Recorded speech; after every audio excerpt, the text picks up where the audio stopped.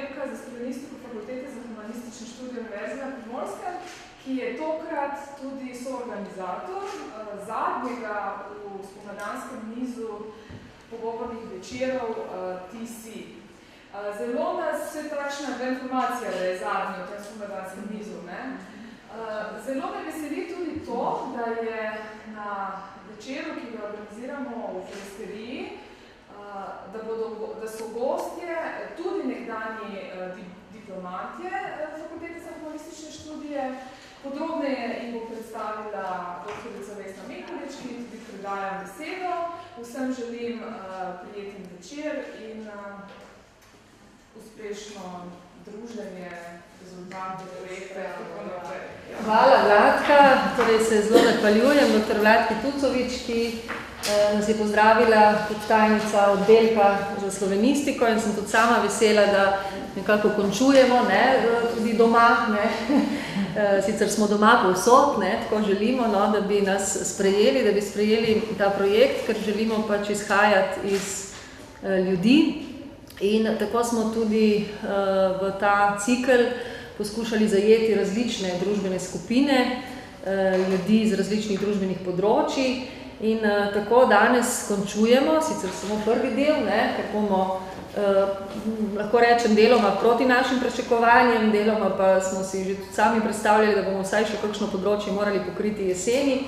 Nekaj je pa tudi še tega, da je kar nekaj ljudi samo izrazilo, da bi si še želeli kaj prispevati k temu, tako da bo tega še nekaj jeseni, ampak vendarle ta prvi del zaključujemo z družbeno skupino, ki ima prihodnost v svojih rokah.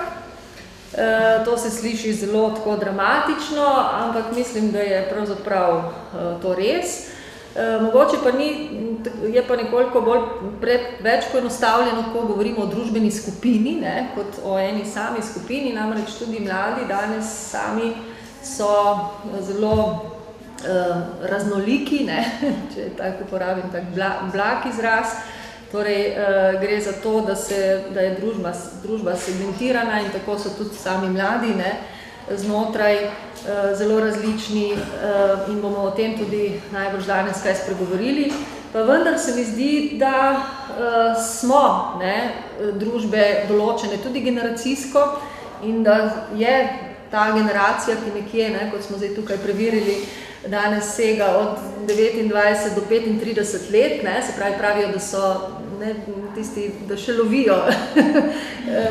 Se še prodajajo. Se še prodajajo, kot mladi, ampak pač zelo raznoliki znotraj in bomo ugotovili, kaj pa vas vendarle kot generacijo definira, ali vas kaj definira.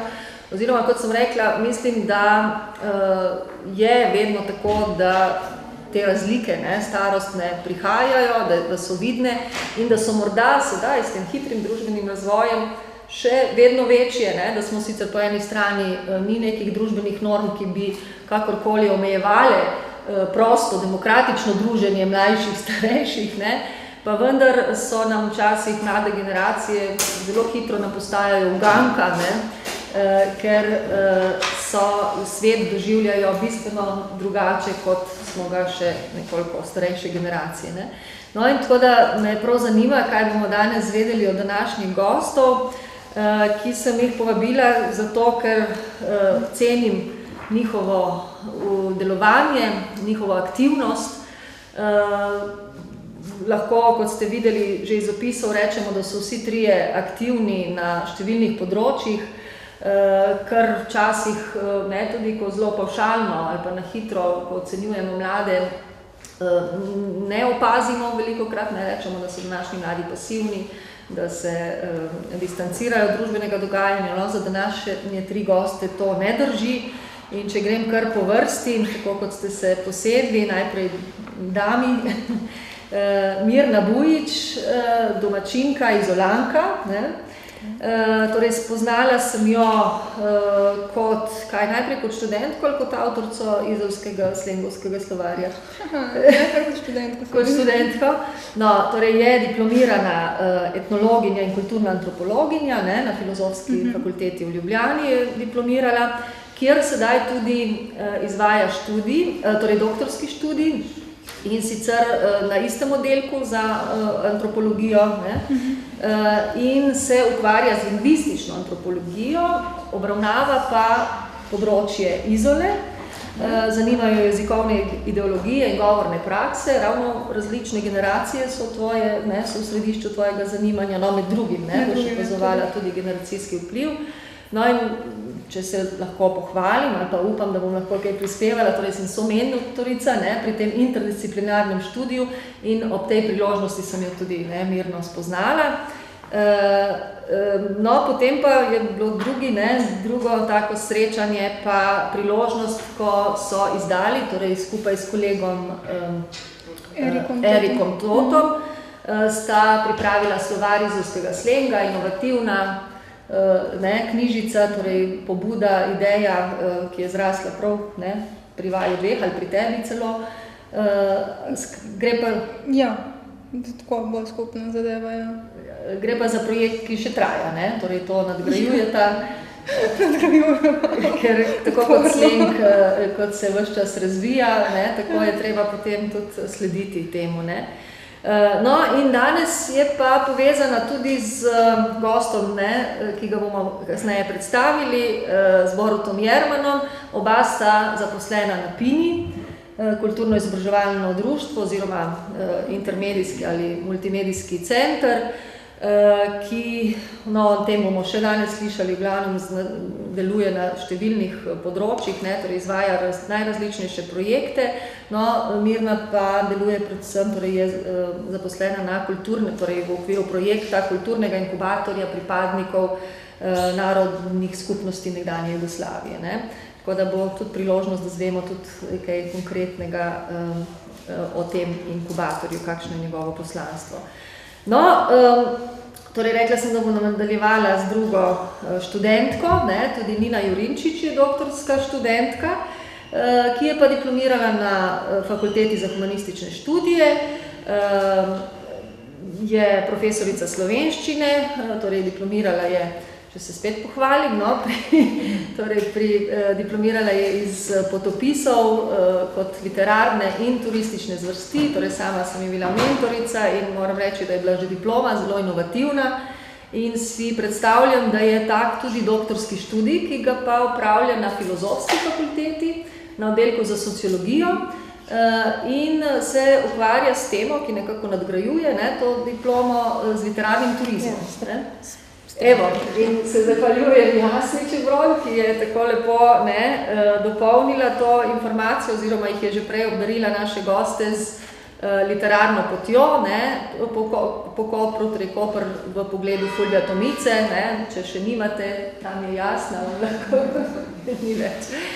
Skratka, gre ravno za eno zelo dragoceno ponudbo Kopra, ne, ponudbo literarnega turizma. Je pa Nina Jurinčič tudi dejavna še na drugih področjih, tudi sedaj zaposlena, ne, kot učiteljica na... Ja, vzgojiteljica, učiteljica, tako. Na srednji pomorski šoli, ne. Sicer pa si celo opravila pripravništvo za prevajalce v Evropskem parlamentu v Luksemburgu, kot novinarka, ne, se te spomnimo, si delala za 24 ur, pa tudi Radio Koper, ne, in celo pridobila naziv mediator za mirno reševanje sporov. In to danes si rekla, da počneš... Ja, pri delu z dijaki. Pri delu z dijaki. Pač medvrstniška mediacija. Medvrstniška mediacija, no, tudi o tem bomo še kaj slišali. Borut, danes edini moški predstavnik, ne, ponavadi imamo obratno, zdaj ni nič narobe, če smo ženske, ne, v večini. Je ravno tako diplomant te fakultete, diplomirani kulturolog in socialni antropolog. Diplomiral si iz česa? Iz Kardelja sem upravljanje. Iz Kardelja sem upravljanje, ja, ampak najbolj še poseben vidik. V bistvu analiza družbenega sistema. In kaj je ostalo misljivega v optiki družbenega razvoja. Kaj je ostalo? Misljivega, kaj je pač vredno premisliti v optiki razvoja. Ja, sem predelal celotno samoupravljanje. No, to je danes pravzaprav zelo aktualno, ne? Lahko bi bilo še bolj, ampak ja. Ja, dobro, boš se dal uporabiti, ne, prav to, kar si ti raziskal, kaj je v resnici uporabno, ja.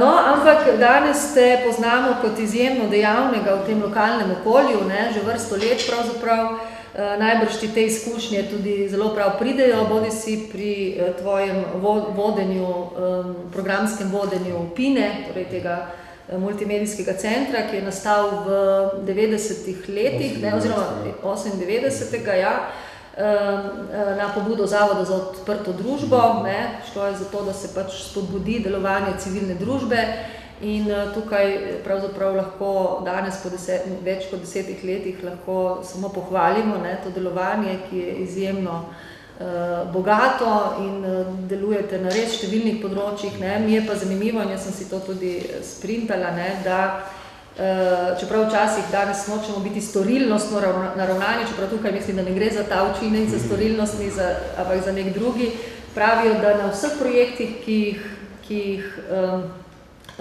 PINA izvaja, spodbujajo aktivno participacijo, spodbujajo aktivno udeležbo in glavni cilj jim je družbeni učinek, ne. Se pravi, gre za to, da ste pravzaprav vi že pred 10 leti, ne, začeli z dejavnostmi, ki so danes pravzaprav izjemno dragocene, ne, ker vidimo, da je družba namesto, da bi šla v to smer, se izjemno ljudje, ne, smo se pasivizirali in pravzaprav boste zdaj lahko, ali pa je vaša dolžnost, da tudi svoje poslanstvo res še naprej opravljate. No, si pa aktiven tudi na še bolj umetniških področjih, ne, se pravi pri kinu, ne samo festivalu Otok, ampak tudi pri kinu v Izoli, ne. In pa si pač vodja programskega odbora tudi festivala Jeff, ki je ravno včeraj, ne, spet odprl tokrat svoja vrata. Prej se opravičujem, torej je vodja ali član, programski selektor Art kina Odeon v Izoli, ne. To je točen naziv in tudi to je pravzaprav bil tako festival Jeff kot Art kino Odeon sta pravzaprav pobudi, ki sta izjemno razgibali, kvalitetno obogatili kulturno-umetniško ponudbo, ne, Obale in Borut Jerman je krivec za vse to. Tako da res lahko že tukaj, ne, čestitamo takoj na začetku. Bi pa sedaj seveda izhajali tako kot ponavadi iz njihovih osebnih, ne, pogledov, izkušenj, kako ste vso to družbeno stvarnost, ali kako danes doživljate to družbeno stvarnost, v kateri delujete, ne. Kako je mogoče delovati tako, kot delujete, je to predvsem vaša osebna ambicija, osebne seveda nedvomno tudi sposobnosti, ampak kaj je tisto, kar vas mogoče, ne, še bolj sprovocira ali motivira, da počnete to, kar ste, ne. Koliko je to bilo tudi ne nazadnje vaše otroštvo, ponavadi se kakšni starejši gosti kar spominjajo, ne, vplivov iz otroštva, ne vem kako vi, ki vam je to obdobje bližje, ali čutite, ne, da je, kako je kaj pač ta vaš razvoj, socializacija vplivala na to, da ste danes takšni, kot ste. Tako da, prosim, kdo bo začel? Mirna? Ja, lahko. Mislim, bolj kot neka primarna socializacija na moje delovanje, današnje delovanje vpliva sekundarna, tako pač že kmalu v času študija sem se vključila v klub izolskih študentov, ne, in že takrat je bila to neka redka zadeva, ne, da smo mladi študenti takrat se pač družili in skušali nekaj ustvariti, neke lahko zelo banalne projektiče, pa skušali organizirati neke večje družbeno koristne aktivnosti, predvsem za mlade takrat. Ne vem, jaz čutim kot svoje poslanstvo biti aktiven član družbe, če se tako izrazim. Ne verjamem v to, da posameznik ali pa manjše skupine ne morejo doseči ničesar. Pravi, je zelo pomembno, v kakšni družbi se znajdeš, recimo, ne vem, že v srednji šoli in potem v študentskih letih, ne? Ampak je pa najbrž dejstvo, da si iščeš sorodne, ne, ljudi, takrat seveda. vrstnike, ne. Ja, seveda. Ja. Aktivne. No, zdaj, jaz tukaj ne rada zelo določam, ne, ampak nekako zadali smo si, da spregovorimo tudi o tem, kako je živeti, ne, ker vsi trije so tukaj domačini iz obale, kako je živeti v okolju, ki je raznoliko tudi glede na različne kulture, ne, etnične kulture, ne samo različne kulture družbenih skupin. In no, Mirna, ti si tudi bom rekla, tvoji starši so po poreklu iz, odkot točno? Z Hrvaške. Si kdaj čutila, kdaj si začutila, da je to kaj posebnega ali ne? Ali te ni to nikoli kaj niti spodbujalo, niti oviralo? Tako, da je nekaj posebno, mislim, to, da smo Hrvati, pač tako sem bila vzgojena, ne? Pač starši so z Hrvaške, vse sorodnike imam na Hrvaški, ni druge variante kot biti Hrvatica, konec koncev. Seveda pač je neka posebnost po svoje, ampak po drugi strani ni, zato ker je naše območje res etnično, narodnostno umešano. Jaz čisto izhajam iz osebne izkušnje, sošolci iz osnovne šole so bili večinoma po poreklu, vsaj iz drugih republik, bivše SFRJ. Tako da to je pač bila realnost in še vedno je. Ampak ste se tega zavedali? Ste o tem vedeli, recimo, za sošolce, kaj je kdo? Jaz smo vedeli, ampak ni bil problem potem. Pač tako je bilo, nismo niti diskutirali o tem in tako dalje. Mogoče kasneje, v kasnejših obdobjih se je, sploh zaradi mogoče ekonomske krize in tako dalje, malo tudi začelo potencirati to medetnično in nestrpnost in tako dalje. No, ker ta razvoj se mi zdi zanimiv, ne? Ker recimo naša generacija, ko smo hodili, dejansko se nismo zavedali, da smo različnih kulturnih pripadnosti, ne? Potem mislim, da je bilo res eno obdobje, ko ste se zavedali, ampak to ni bil problem, ne? Ja. Potem pa je že, ne, smo bili priča ali pa smo priča tudi kakšnim etničnim nestrpnostim. Tako, ni bil problem. Je pa bilo to, zdaj konkretno govorimo o obdobju osnovne šole, vse je pa čutila neka tenzija medetnična, ne? To je bil čas vojne v Bosni in na Hrvaški in pač določene teme so bile enostavno tabu med sošolci. In takrat si to čutila najbolj. Vse je čutila, ja. Naprimer sem bila na obisku pri eni sošolki, kaj je bil začetek januarja, so še vedno imeli jelko, ne, jaz sem tako čisto brez razmišljanja, gledajte, imate še jelko, ne, in druga sošolka me prime tako, ne, na stran in mi reče, so pravoslavci, ne, češ, ja. Včasih je razlog, da imaš jelko tudi še do februarja, enostavno ni časa pospraviti. Ja, to tudi, ne, sem take tenzije, no, so bile, take prikrite, bolj kot ne. Kasneje nisem čutila, naprimer, v srednji šoli nobenih problemov, potem moram pa priznati, da na fakulteti se je včasih zgodilo, da zaradi samega kurikuluma, ki je res sem študirala etnologijo in bil dokaj tako, rečemo, nacionalno slovensko naravnan, sem se tako malo zgubljala včasih, naprimer pri naštevanju ljudskih pesmi slovenskih, ki jih nisem poznala in tako dalje. Tako. To je to moje neka kultura. Ja, pa najbolj tudi za razslovje naše pesmi, pa tako, ne, da ja, se to morala na drugačen odnos izpostaviti do tega. Ja, zdaj mi smo mislili sicer, da bo z nami tudi še ena udeleženka, ki bi prinašala še to bližino slovensko-italijanske meje, ne, doktorska študentka iz Trsta, ampak žal zaradi počitniškega časa nismo mogli, mislim, ne, je bila, da mi je že zbežala, no, bomo rekli, tako da imamo pa tukaj dva gosta, ki sta se ravno tako tukaj šolala ves čas in sta doživljala najbrž predvsem tudi to slovensko-italijansko dvojezičnost, ne. Nina, lahko ti poveš, kako si doživljala tvoje šolanje in vse drugo, kar je vplivalo, da se danes recimo tudi s prevajanjem ukvarjaš.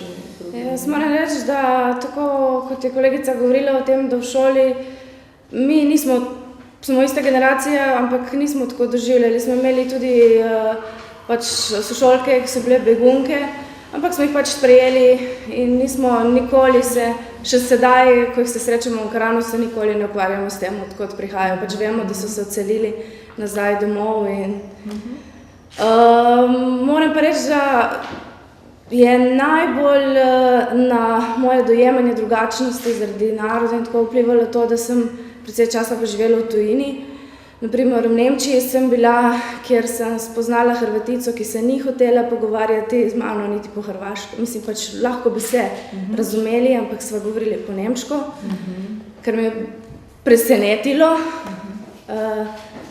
Potem sem malo razmišljala, da mogoče hotela samo vaditi nemščino, ampak takrat nisem veliko razglabljala o tem, zakaj bi ona tako govorila.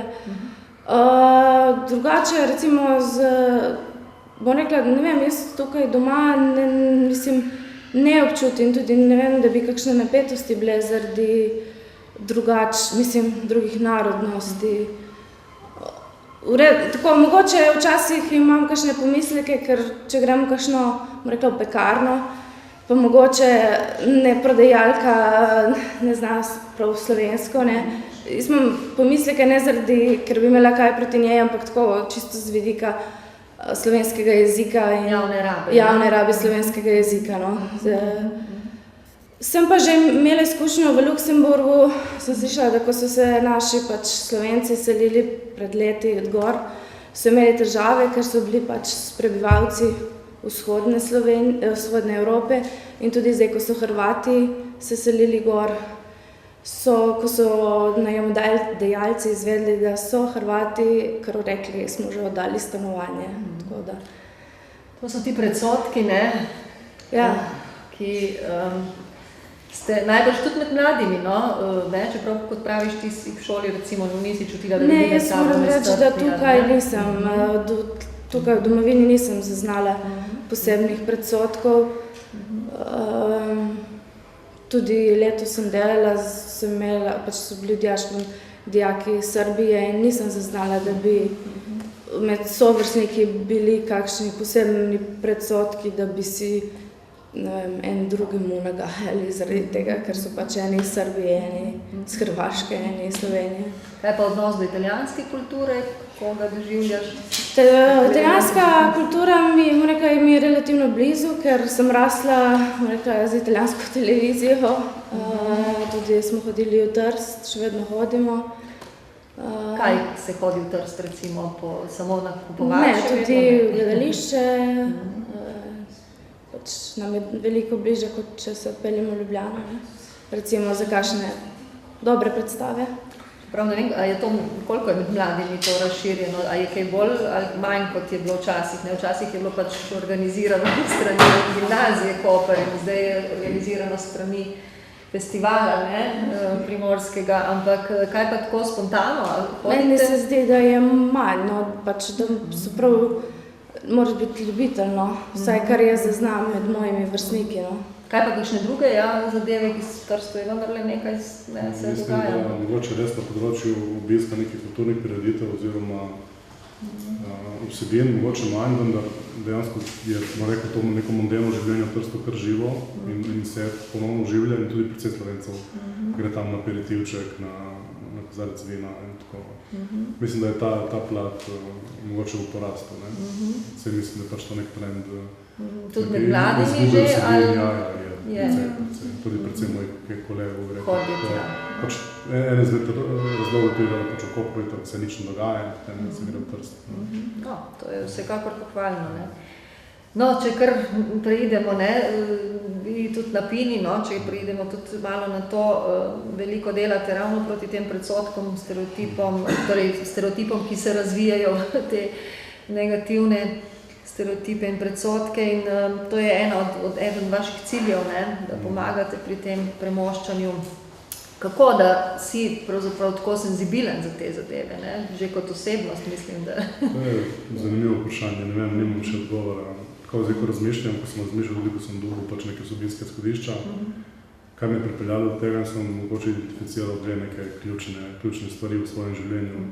Prva je ta, da sem odraščal v vasi, jaz sem iz Šmarij, tukaj nad Koprom, in sem skozi celo svojo mladost, skozi preprosto življenje osvojil neke vrednote, ki vidim, da mi pride veliko pravo pri tem, kar delam. In to je pač spoštovanje do dela in do človeka. Tle je pač to, in zato bom več hvaležen pač družini svoji, pač brez tega mislim, da bi že pogorel zdaj v tem svetu, v katerem delam.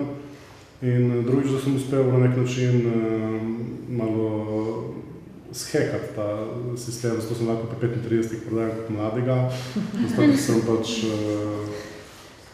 pri svoji srednji šoli vedno sem gojil za strastjo svojo nogo, zaradi tega tudi sem šel na gimnazijo, sem šel v ekonomsko, ker verjetno bo bo lažje, pa sem nekaj šel študirati ekonomijo, pa v Ljubljani sem šel na ekonomsko fakulteto najprej študirati in tam sem začel spoznavati, da je pač ekonomski sistem fantastičen, zato ker deluje v vakuumu in teorije veljajo, ker niso soočene z realnim svetom. Ta sem spoznal filozofsko fakulteto, ta sem spoznal Marksa, sem spoznal študente, ki se ukvarjajo z ekonomijo kot preko nekih alternativnih prijemov, spoznal sem filozofijo in to je pač povzročilo, da sem opustil študij in šel delati za 5 let in sem komaj pri svojih 25 opisal študij na FHŠ-ju, ko sem z totalno drugačnim načinom pristopil k zadevi in pač nekako sem spet se vključil v neko generacijo 5-6 let mlajše od sebe in pač jaham ta val še zdaj, tako da dejansko mogoče delujem mlajši od tega, ker sem se pač infiltriral. In to je potem povezano s tem, kar delam zdaj. Teh 5-6 let, ko sem delal, sem dejansko imel čas poslušati glasbo, gledati filme, brati knjige in mi je dalo pač nek background, ki ga zdaj uporabljam. Tako da pač tisto, kar ste rekli prej, ni to zaradi mene, ampak mislim, da Festival Jeff obstaja zaradi študentov, zaradi kluba študentov, zaradi tiste energije. Jaz morda samo pač svetujem, katere skupine so morda zanimivejše od drugih. Ravno tako Artkino Odeon je realnost, ki obstaja zaradi trdne domačenih ljudi na Centru za kulturo, šport in prireditve v Izoli.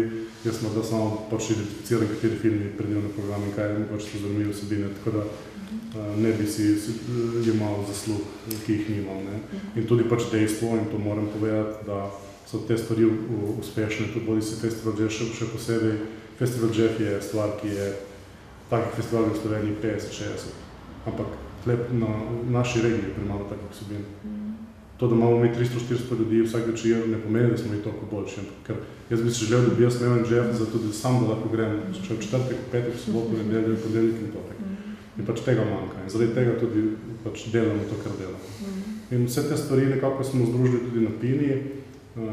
Trenutno si 9 v ekipi. Ampak to pa si bil med začetniki, ne? Pine dejansko ne. Pine je začela, kot ste preomenili, kot Soroša, Zavod za odprto družbo. Pina je bila ustanovljena, med začetniki je bil Daniel Črne, kitarist od Terrafolk. Ta ekipa je bila na začetku. In Pina je proti letu 2004-2005 umirala. In takrat so nas pozvali, jaz sem bil takrat na aktivistni kluba študentov občine Koper, so nas pozvali, da pač če pridemo mi z nekim know-howom probati rešiti, če ne bi se stvar zaprla. Skupaj s projektom, s financiranjem Soroša, ne? Tako, Soroš je mislim, financiranje vsakemu že prej, tako da pač je bil ta tudi finančni. In mi smo takrat imeli pač neko vizijo in smo rekli, investiramo 2-3 leta nekega trdega prostovoljnega dela in pač želimo delati na to področju, želimo razvijati vladni sektor, želimo delati na profesionalni ravni, želimo preživeti s tem, kar delamo, ne zato, ker imamo neke blazne finančne apetite, vendar ker mislimo, da se da stvari spremenjati dolgoročno, v enem letu, v 6 mesecih in uspešno biti veliko in pa za imeti čas za to delati, moraš lahko živeti tudi od tega, kar delaš, ker če ne, hitro ugotoviš, da ne gre in potem pač ne greš na banko v okence ali pa ne vem, kelnariti, da lahko preživiš.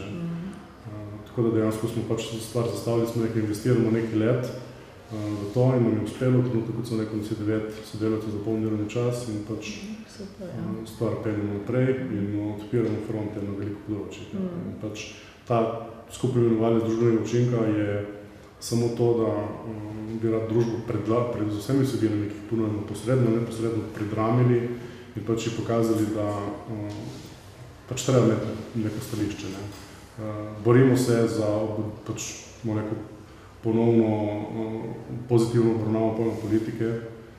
Politika ni samo strankarska politika, to je ogromen problem med mladimi, da je pojem politike tako zaznamovan, prežet z nekim tem strankarskim dogajanjem, da se ljudje, predvsem mladi, ne zavedajo, da je politika vse, kar delamo, vse, kar počnemo, vse, kar neko upravljanje z družbo. In to je nekako naše poslanstvo, omogočiti pa ljudem ponovno pokazati, da lahko samo skupaj zmoremo stvari spremeniti. Torej, ne računati na neke misije, ne računati na kakršnekoli obraze. In pač zelo konkretno menimo, da je še posebej tukaj v regiji stanje na področju strankarske politike slabo, stanje na področju medijev slabo in stanje na področju nevladnega sektorja slabo. In zato vidimo Pino kot tisti akter, ki vsaj na področju nevladnega sektorja skuša stvari spraviti na boljše. In trenutno smo primerljivi, bodisi po delu, bodisi po proračunu največjim slovenskim nevladnim organizacijam, tipa Sloga, tipa Manotera.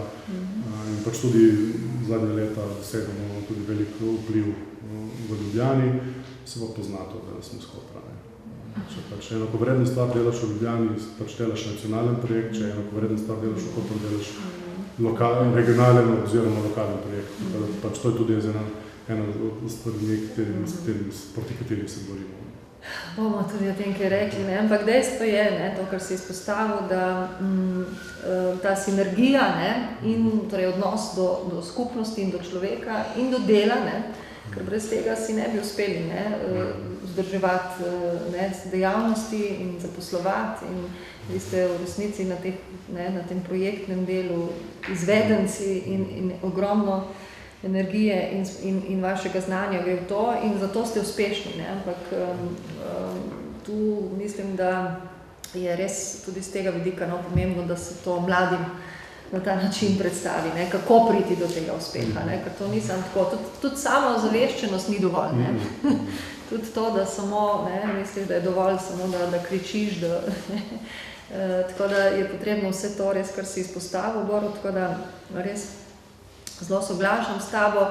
Zdaj pa zanima, kako, glede na to, kar ste zdaj povedali in ste pač pokazali, kako vsi trije gotovo ne sodite v to kategorijo, ki je Borut na koncu omenil, da je pač veliko mladih danes nezainteresiranih za delo v skupnosti ali pa za skupnost.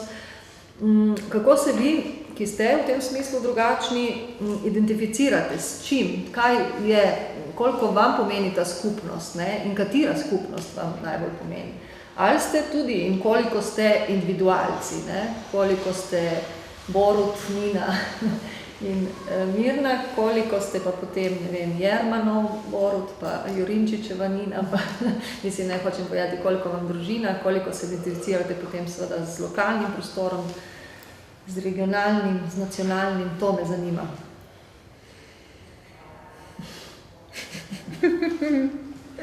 Kompleksno. Ja.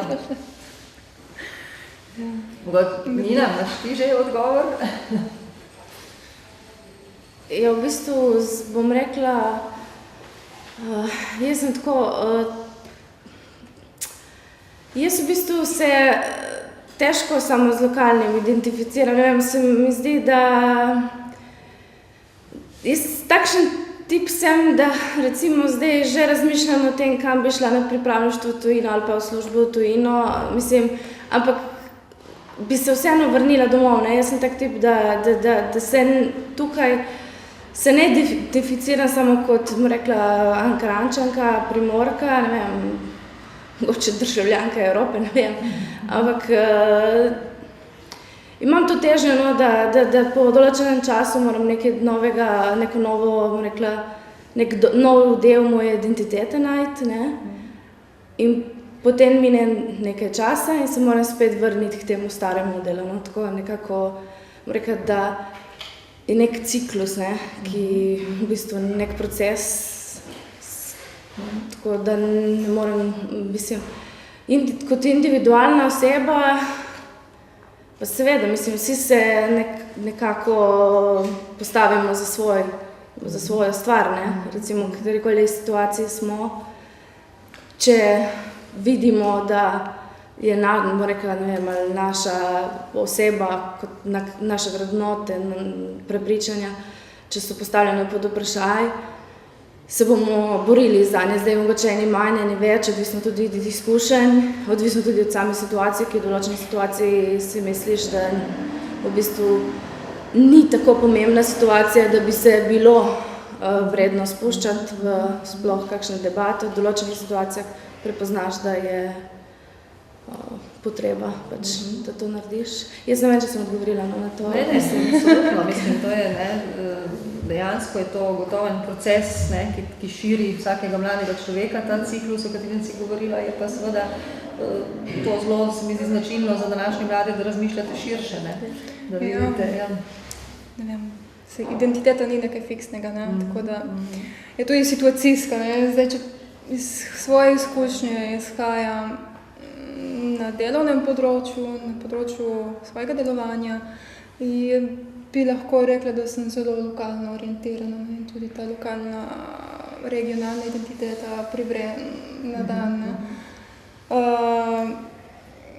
Moram reči tudi na drugih področjih delovanja, mislim, tako, sploh področjih življenja je res regionalna identiteta nekako na prvem mestu, šele na to narodna oziroma etnična in nacionalna.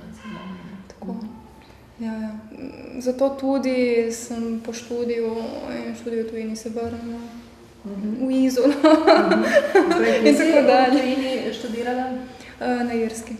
Na Irski, to si izmenjava, ne? Ja, Erasmus, ne? Ja.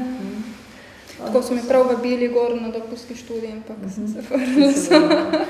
Ampak to so te izkušnje, ki jih današnji mladi v bistvu s pridom, mislim, jih oblikujete in s pridom izrabljate te možnosti. Se strinjaš, da ste v tem mladi, pa da si to ti izkoristil te priložnosti, koliko ste recimo tujina, ki je oblikovala? Ne, veliko. Jaz imam pač, kot sem rekel prej, sem len, meni se ne da te strani in pač, kot je rekel Minono, ljudje delimo na dobri in slabi. To je to. In jaz tem nasledim. Pač vse ostalo je, tako nek celofan, oziroma nek paket, ki spada zraven. In pač meni se zdi enako. In ta preprostost je dostikrat uspela pri tem, da sem lahko delal stvari z identitetno povsem drugačnim sočlovekom.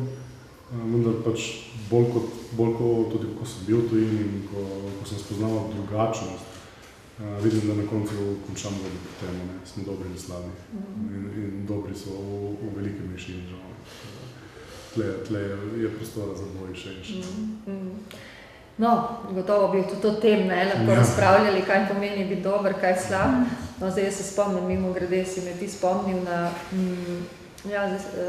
Saleclova, naša filozofinja, je ona sicer citirala eno drugo filozofinjo, pa se ne spomnim zdaj, ampak se mi zdi zelo uporabna misel, ne vem, če lahko verjamemo, da je v bistvu 10% vedno dobrih in 10% vedno slabih in vmes smo pa vsi tisti, ki se prilagajamo oziroma privre iz nas ali dobro ali slabo, glede na okoliščine. To, da so ljudje dobri in slabi, ne pomeni, da so nekateri samo dobri in nekateri samo slabi. Ljudje smo vsi dobri in slabi.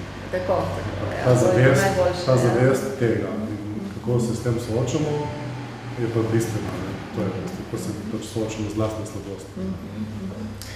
No, Borut se samo na ta način opredeljuje kot slišno, ampak kaj pa misliš recimo, in to je tudi zdaj vprašanje za naprej, kaj nam v tem kontekstu, ne samo identifikacije, ampak življenja v skupnosti, kaj lahko doprinese neka nacionalna država danes in kaj nam Slovenija v tem smislu prinaša ali ne prinaša? Mislim, delujem v svetu, ki je, profesionalno delam v svetu, ko je to zelo relevantna stvar. Ampak imam zelo tehnokratski odnos do tega. Mogoče ravno zaradi tega, ker pač to delamo na področju mednarodnih predpisov in izhajamo v Sloveniji, imamo sedež v Kopru. To so vse neke determinante, ki vplivajo na to, kako se bomo postavili, kako bomo zastavili projekte. Osebno gledano nimam nekega specifičnega odnosa do tega. Da bi rekel, da se počutim bolj Slovenec, pa da se počutim, ne vem, Ištrijan, če že raje Ištrijan. Vendar pač se mi zdi, da je država nek instrument in tudi, tako kot poznam zgodovino, saj iz nekega filozofskega zornega kota je tudi tako nastala. In jo spredaj uporabljamo, tako bom rekel. Mislim, da pač imam zelo funkcionalističen odnos do tega. In ko, bom rekel, čeprav spade mogoče malo egoistično, pač ko je v interesu, smo Slovenci, ko nam ni, smo z obalje, ja, pa smo Evropejci, pa smo tako v bistvu ni tako, nimam, bom rekel, nekega blaznega občutka pripadnosti. Pripadam nekim idejam. Iz tega pač tudi preko študija tle na FKŠ-ju smo veliko delali iz področja filozofije in bi rekel pač, da je moje mišljenje šlo v to smer. Pravi identiteta z vidika filozofije, ne? Identiteta z vidika filozofije in tudi moja osebna identifikacija se preidentificira z neko idejo, ki nima nekih nacionalnih predznakov, bolj kot z nekim tem področjem.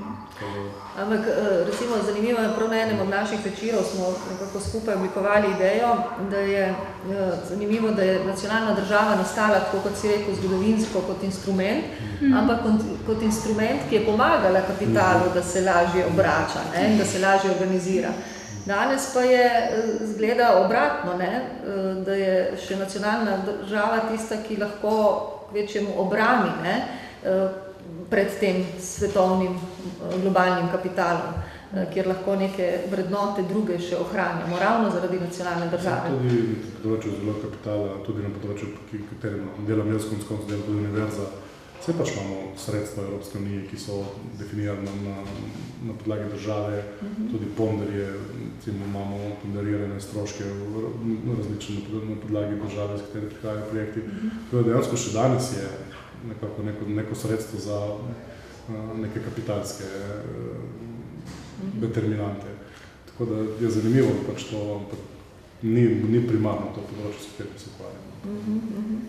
Kaj dve menite, kako vidite? Oziroma še eno misel, ki sem pa danes slišala, govorilo se je o političnem marketingu in je Aljoša Bagola, ta znani marketingar, rekel, da Slovenci ljubimo svojo deželo, sovražimo pa svojo državo.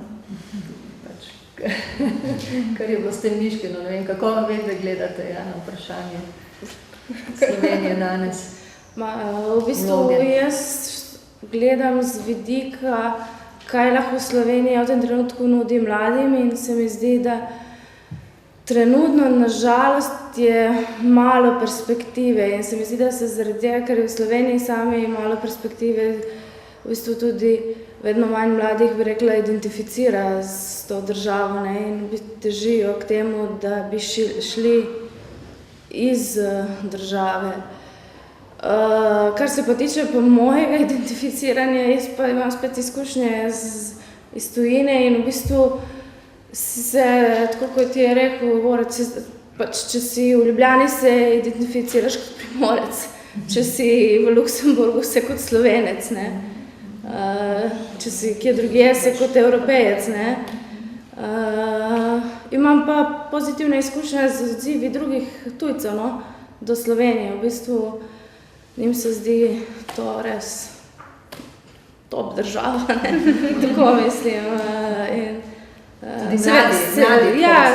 Tudi pač te sodelavke, no, ki sem jih imela, seveda pa oni ne vidijo v bistvu vsega, vidijo samo neko površje, ne.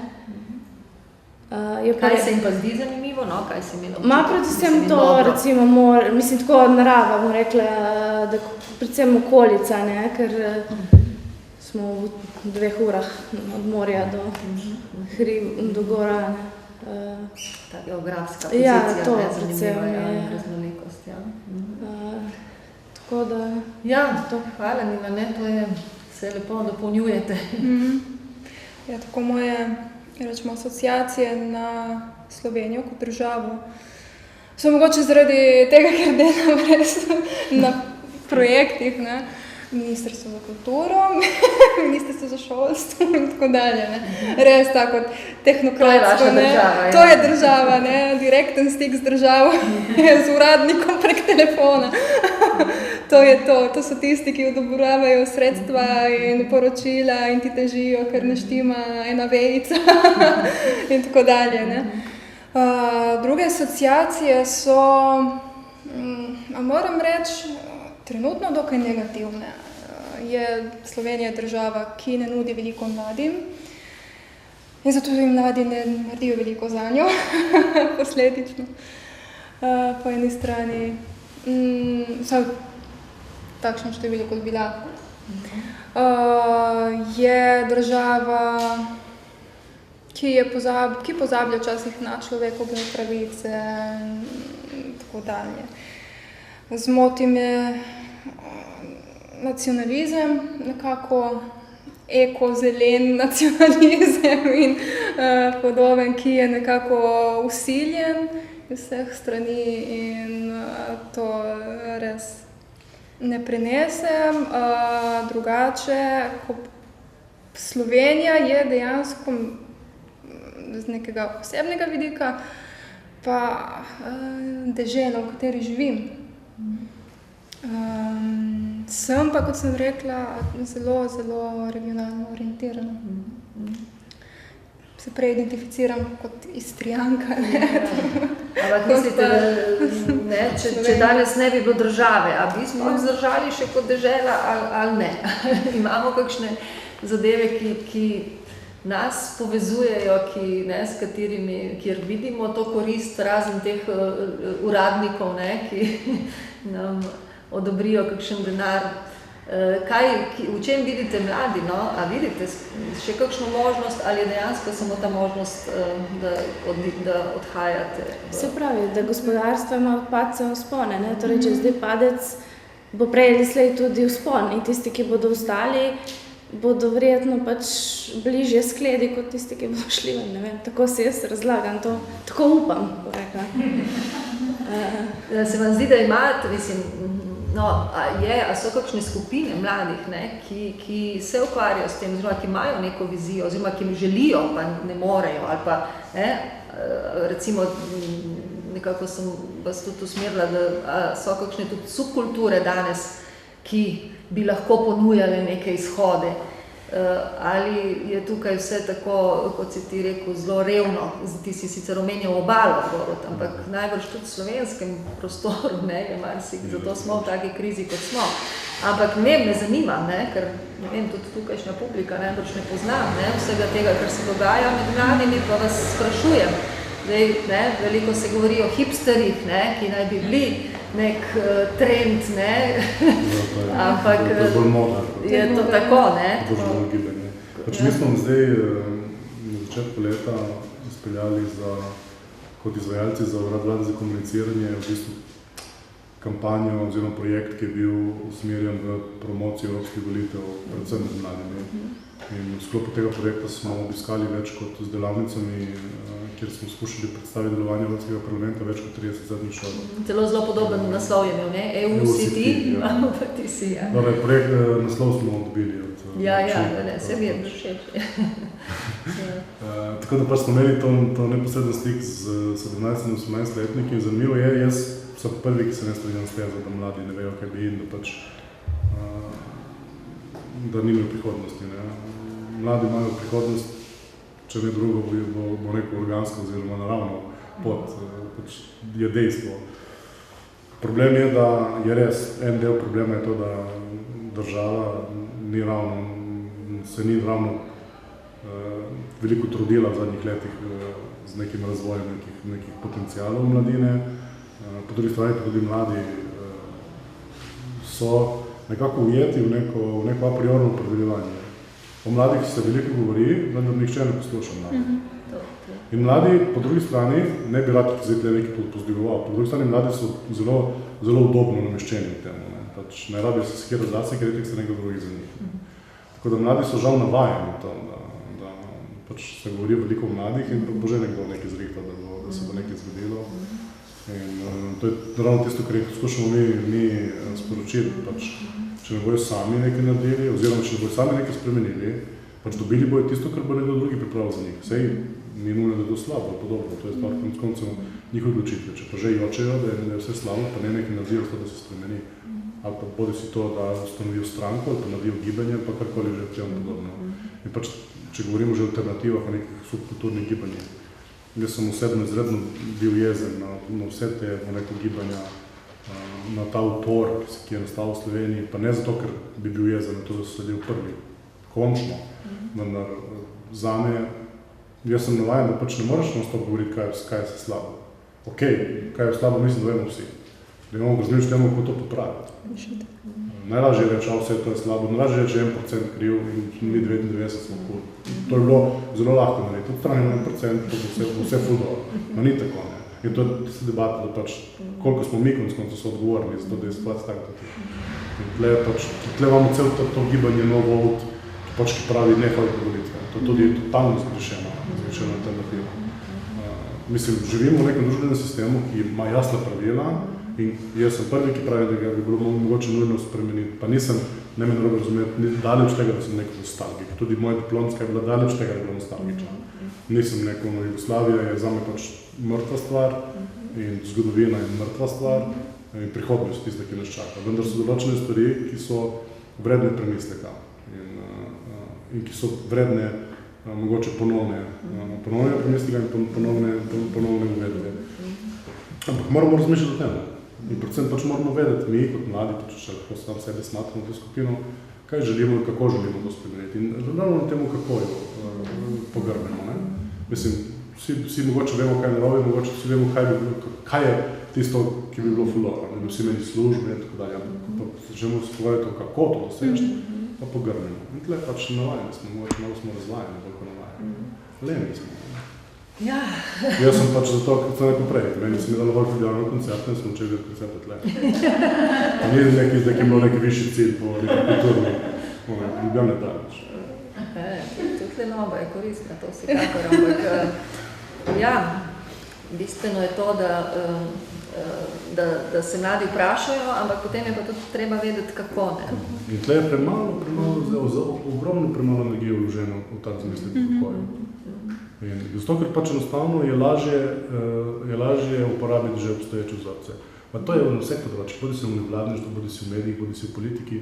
Ravno prej smo se pogovarjali o prijemih, pač nove stranke, ampak ne more to se čez noč zgoditi, vendar stari prijemi, že uporabljeni prijemi so povzročili, da smo prišli v stanje, kako smo. Torej nekaj je narobe. Pa to, da govorimo že o globalni ekonomiji, je enak vzorec. Ampak kje, vidiš, oziroma vidite, tudi vedbe, kje so potencijali mladih, ne? Vidite vi osebno, da ima zdaj mlada generacija, čeprav se mogoče ne zaveda, kakšen potencijal, da pokaže kako.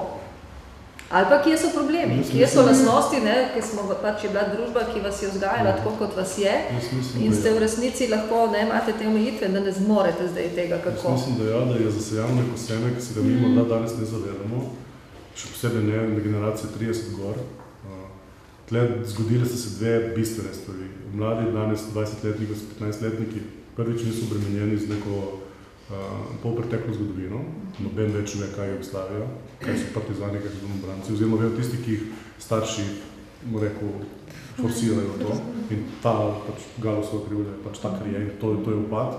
In pač internet, mi smo generacija, ko smo se naučili uporabljati internet, to je pa generacija, ko je zrasla s tem, to je ukomponirano v njihovo realno. Mi smo se to preučili in se spomnimo sveta, brez tega oni ne. In jaz mislim, da bo to naredilo razliko. To so zdaj generacije, ko ne razumejo, zakaj morajo, se učiti nekaj v šolah, ker je to dosegljivo za nekaj klikov. In to bo povzročilo spremembo. Kakšna bo ta sprememba, ne vem, mogoče verjetno za nas grozljiva, ker bo spremenila svet, ki ga poznamo. Vendar to je zame stvar, ki bo naredila spremembo. Ampak tle pa ravno to je pač smisel, ki ga jaz vidim v naši generaciji, da skušamo dobre stvari ki smo jih dosegli v nekem družbenem razvoju, komponirati v ta hipertehnologijo. Ta prehod ker se zgublja določen ljudi, se zgublja kritična misel. To je problem. Pač v poplavi informacij se zgublja kritična misel. In to je tisto, kar skušamo nekako ohraniti pri generaciji, ko ima vse stvari na dosegu klika. To je gotovo, in potencial, hkrati pa seveda nevarnost, je treba vedno razmišljati podobno. Mene najbolj skrbi to, kot je rekel Borut, neka izguba kritičnosti, kritičnega mišljenja, te sposobnosti kritičnega mišljenja. Naše generacije res imajo vse na dosegu klika, jim ni potrebno res premisliti o nobeni temi dejansko. Dobro, karikiram, ampak res, to me najbolj skrbi, zato me prav zanima, kaj se bo dogajalo v prihodnje. Ne vem, mogoče tudi zaradi tega pa mladi niso toliko, se nočejo oziroma se ne čutijo toliko primerni, zato da bi se lahko aktivirali mogoče v nekih družbenih aktivnostih, mogoče političnih vodah, zato tudi mogoče jih politika več kot toliko ne intrigira, politični sistem in tako dalje, ker je zanje verjetno postenelo vse skupaj. Oziroma, če nimajo tega odnosa, te kritičnega pogleda, potem jim ni zanimivo. Mislim, ne vzpostavijo nobenega odnosa do tega. Ker je vse samo v obliki informacij sprejemajo pravzaprav, pa da bi vzpostavili odnos. Zdaj si nadaljevala to smer, ko smo govorili o nevarnostih, te spremembe. Zdaj, kaj so pa potenciali, bomo videli, mogoče se morajo še izkazati. Nina?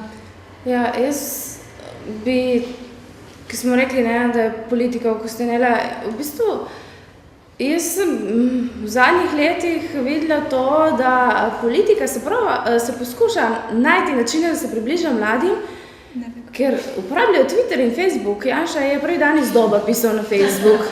To je meni za takega politika že, mislim, nek znak, da hoče nekaj narediti. Tudi uvesti tablične računalnike. No, to je druga stvar.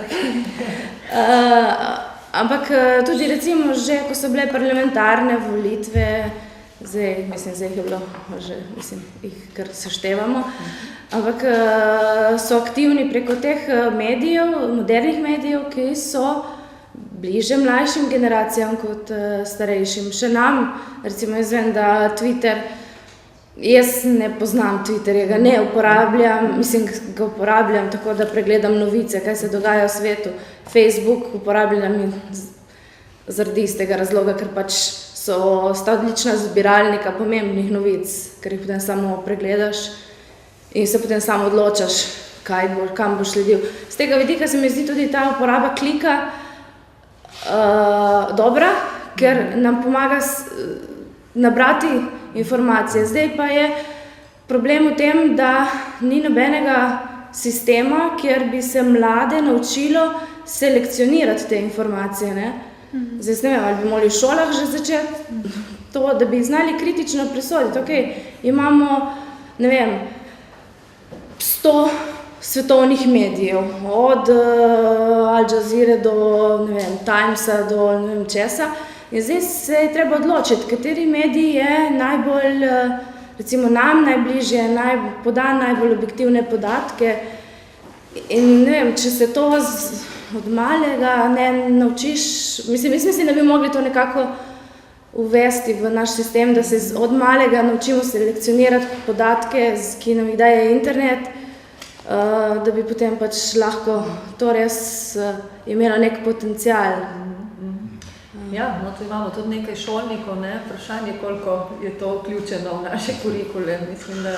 Le dal Vuk Čosač, ne vem, če ga poznate, pač umetnik in... Sem ga zadnjič v Pini poslušala, oziroma ga poznala. Ravno tisti dan je dal fantastičen primer, pač njegovega otroka, mislim, da sina, ko je 6. 7. razred. Ko je dejansko v razredu učiteljica skušala nekaj na računalnik narediti in tega ni znala in so ji pač učenci povedali, ko so to naredili. In on je rekel, ko je gledal te učence, je videl, kako se avtoriteta te učiteljice sesula v prah. Ker enostavno so oni razumeli, da so oni bolj sposobni na nekem področju, ki je njim vsak dan, 60% vsak dan. In enostavno je rekel, pač to je tista razlika, o kateri sem prej govoril. Ta prepad med generacijami. In recimo ravno ta primer, ki ga je njena spostavila po Twitterju, Facebooku in v uporabi, recimo, če bi zanimivo je, da so naši politične stranke začeli uporabljati te instrumente, vendar jih uporabljajo na klasičen način. Na način, ki so uporabljali premaile ali pa pisna obvestila. Prednost, internet ima ogromno slabosti, ogromno. Vendar ena od prednosti je ta neposredna komunikacija. Twitter je medij, ki je nastal zaradi soočenja mnenja. In naši politiki ne od tega uporabljajo na ta način, isto Facebook. Point Twittera ni da ti tweetneš nekaj in potem, ko je 15 odgovorov, ne poveš nič. Point Twitterja je, da odgovarjaš sproti. Isto je Facebook. In tega ne delajo, zato mladi niti tega ne vidijo. Ker pač to njim ni razumljivo. Mislim, na Facebooku, če ti danes pišeš Coca-Coli, boš dobil odgovor v 30 sekundah. In to je način, to je nekaj te strokovnjaki z področja tržnega komuniciranja pač svetujejo. Svetlje se da tudi ogromno problematizira to. Vendar naši politiki ne bojo s tem nikoli se uspeli približati mladim, zato ker mladim je to brez veze, da ima nekdo Twitter account, ki nekaj piše in če mu ti postaviš vprašanje, te ne odgovori. Sam način komunikacije je zgrešen. Primer, Facebook profil uporabljajo kot neko propagando. Pač program objavijo, sem pa tja kakšen citat iz programa, slike, sem bil na tem dogodku, smo naredili to, smo predpotovali, prekolesarili nekaj. Način razmišljanja, mentalna schema je še stara, medtem ko oni imajo pa že drugo. Se poslužujejo modernih orodij, ampak tehnike, metode so še vedno, niso prilagojene novemu sistemu. Ker se ne morejo. Zdaj, kako res doseči, da se bomo razumeli drugega, hkrati pa izkoristili vrednote z prejšnjega in vrednote z novega. Ker je to meni to učiteljico, da ni pač znala uporabljati računalnika. Ne vem, meni se je tudi zgodilo, da mi zaslon mi ni deloval in so mi potem dijaki priključili kable. Ampak ni bilo nobenega, sesutja avtoritete, ker jaz sem že štartala iz te predpostavke, da v redu, oni so sigurno v nečem boljši od mene, oni so pomorci, jaz bruham na ladji, tako da, normalno. In se mi zdi pa, da je premalo tega prav medgeneracijskega v redu, jaz ne znam, splest puloverja, znam pa, urediti stvari na banki, moja nona zna splest pulover, ampak pač... Točno o tem govorimo, in vprašanje, če smo sposobni tega dialoga, če so tudi mlade generacije. Ja, ker jih ne vzgajamo, mislim, da je naš šolski sistem že malo zgrešen, bilo rečeno, in da bi moglo vse tukaj. Ker ravno smo imeli seminar o neurolingvističnem programiranju in da kako moramo profesori se pogruntati, kakšen je ta dijak in ne vem, kakšne metode uporabiti, da bomo ga pridobili. Ampak noben tega ne govori dijakom, da morajo tudi oni mogoče se približati profesorju. In se mi zdi, da to manjka, da v bistvu pričakujejo samo, da se bo nekdo starejši približal mlajšemu, mladih pa ne učimo, da je treba tudi njim priti do polovice poti. Vse tako jaz razumem. Ja, Borut si želel dodati. Jaz sem dvigal roko. Profesorca, ne? Ja, jaz tudi prihajam iz šolstva in malo bolj počasi to spremljam in pravim, razkorak med staro in mlado generacijo je tak bil vedno in se mi ne zdi tako tragično, da tudi zdaj obstaja. Šola poskuša nekaj, torej poskuša oblikovati stališča, oblikovati argumente, navajati, samo to je zapisano v uradnih dokumentih. Potem je pa odvisno od človeka, koliko si to sploh upa. Vprašanje, ker učitelji, profesori smo ljudje. Enkrat smo na eni od teh okroglih miz govorili, mislim, da je bil Vinko Medrndorfer, da nam manjka načelnosti, nam odraslim. Koliko si mi upamo oblikovati stališče o nečem in ga argumentirati, ker ne moreš tega njim nekako pomagati, da si bodo oni svoje oblikovali, če tega ti nimaš, ne? Glede tega, ne morem si kaj, da ne povem še, kako je s to avtoriteto, ne? Torej, to je tako, ne? Nekaj je videz, drugo je resnica, mislim, eno je tista avtoriteta, ki temelji na strahu spoštovanju, drugo je tista naravna avtoriteta, ki temelji bolj na osebnosti. Danes je tako, mislim, da vemo tudi, da je tako verjetno tudi na fakulteti. Iz dneva v dan si moraš avtoriteto sam oblikovati. Jaz sem pošteno povedala dijakom, ker jaz sem malo starejša od Nine, ne? Jaz sem povedala, jaz sem živela v svetu, v katerem sem rekla, jaz se z računalniki ne bom ukvarjala, to je za matematika in naravoslovce, kaj bo meni, jaz sem slavist. Ampak je prišel čas, ko sem pač morala samo sebe pobiti in sem se morala tega naučiti. In se zgodi, se učimo skupaj delati to, ravnati s to tehnologijo in jaz imam stalno v mislih. Ne morem jim slediti, lahko jim ponudim tisto, kar znam jaz. In se mi zdi, da se včasih tudi najdemo, ne. Samo jim pošteno povem, ne, da pač toliko znam, toliko ne znam in vse zadnje ji rečem, lahko priznate, da ne znam tako malo. To je tisto, kar sem govoril prej. Mislim, da pač opaža to spremembo, vendar točno tak odnos večinoma manjka. To, da se jim priznava, da se mladim priznava enakovreden položaj.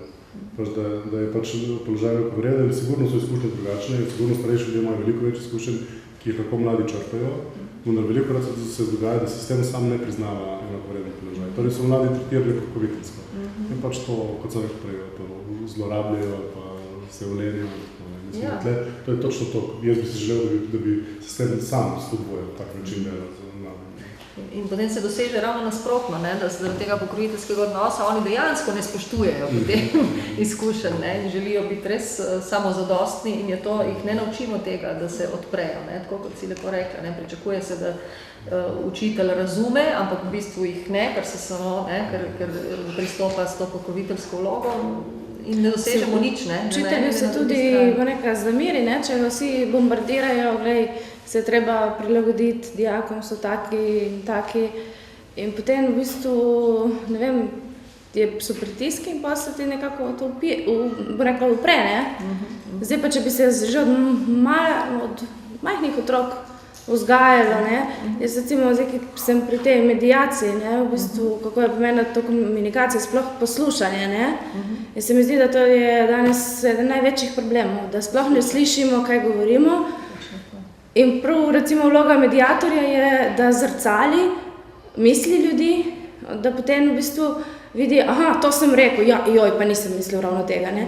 In v bistvu se potem lahko vsak konflikt reši, ne, samo tega komuniciranja se mi ne naučimo nikjer, ne. In v Sloveniji pa je še bolj žalostno to, da se ljudje niti ne zavedajo, da rabijo medijatorje.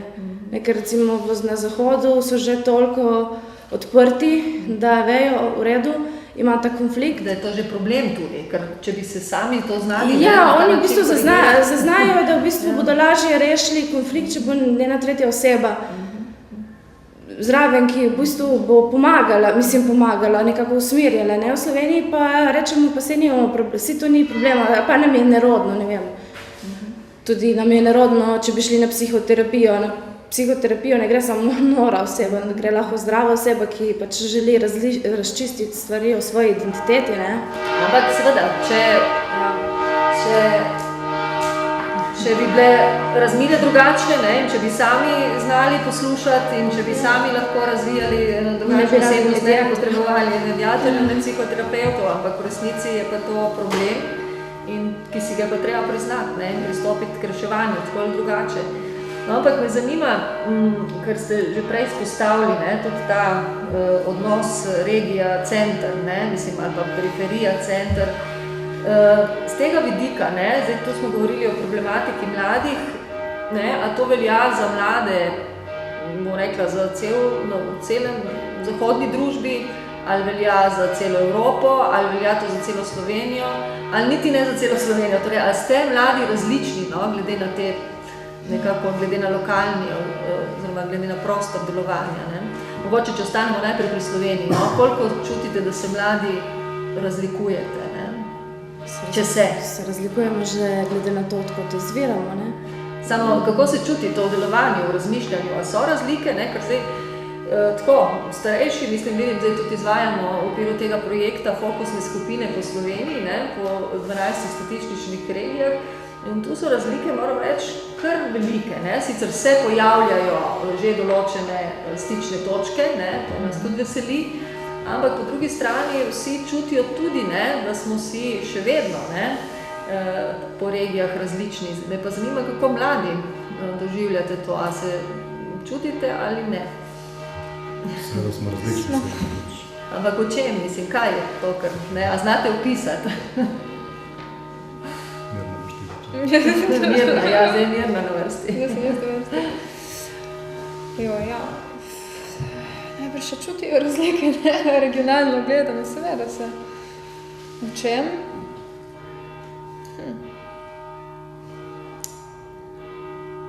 Je to samo stvar centra in periferije, recimo, ne, kaj ste rekli? Da je...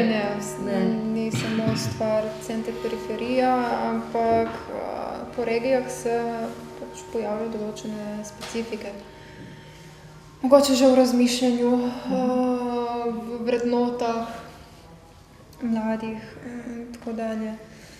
V tem vidim največje razlike, no. V čem ste recimo tu na obali? Kaj je drugačni od drugih? Smo različni. Smo, ja. No, kar povete, če si upate, no? Ja, konkretno, zdaj ni jaz toliko dejansko z mladimi, ne vem,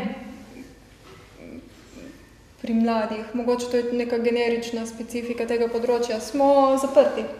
Napram drugim regijam smo zaprti.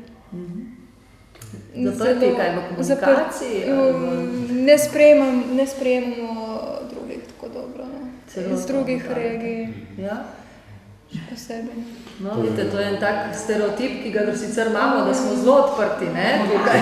To se mi zdi ravno to, ne? Da Ja, ta pregovorna odprtost tega prostora na prepihu jeziku, kultur, v bistvu zelo Se drži, ampak zelo tak stereotip. označevalec, ne, ampak označenec mogoče se ni počutil, mislim, ni tak, kot se ga označuje, ne.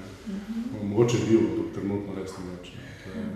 Mislim, da je slabo stanje. Včasih imam tako občutek, da so slabše sprejeti Slovenci iz drugih regij, kot pa tujci, ki prihajajo iz tretjih držav, ne, celo. Ta lokal patriotizem, ali kaj tudi pri mladih? Ja, tudi ta problem, ne, zdaj, sredi 2000-ih, kako se reče, ko je dejansko univerza nastala in tako dalje, ne, ko je bil priliv tujih študentov, kaj bomo povrešti, študentov iz notranjosti večji, ne. Dejansko, koliko so se lahko ti študenti, ne, vključili v to okolje.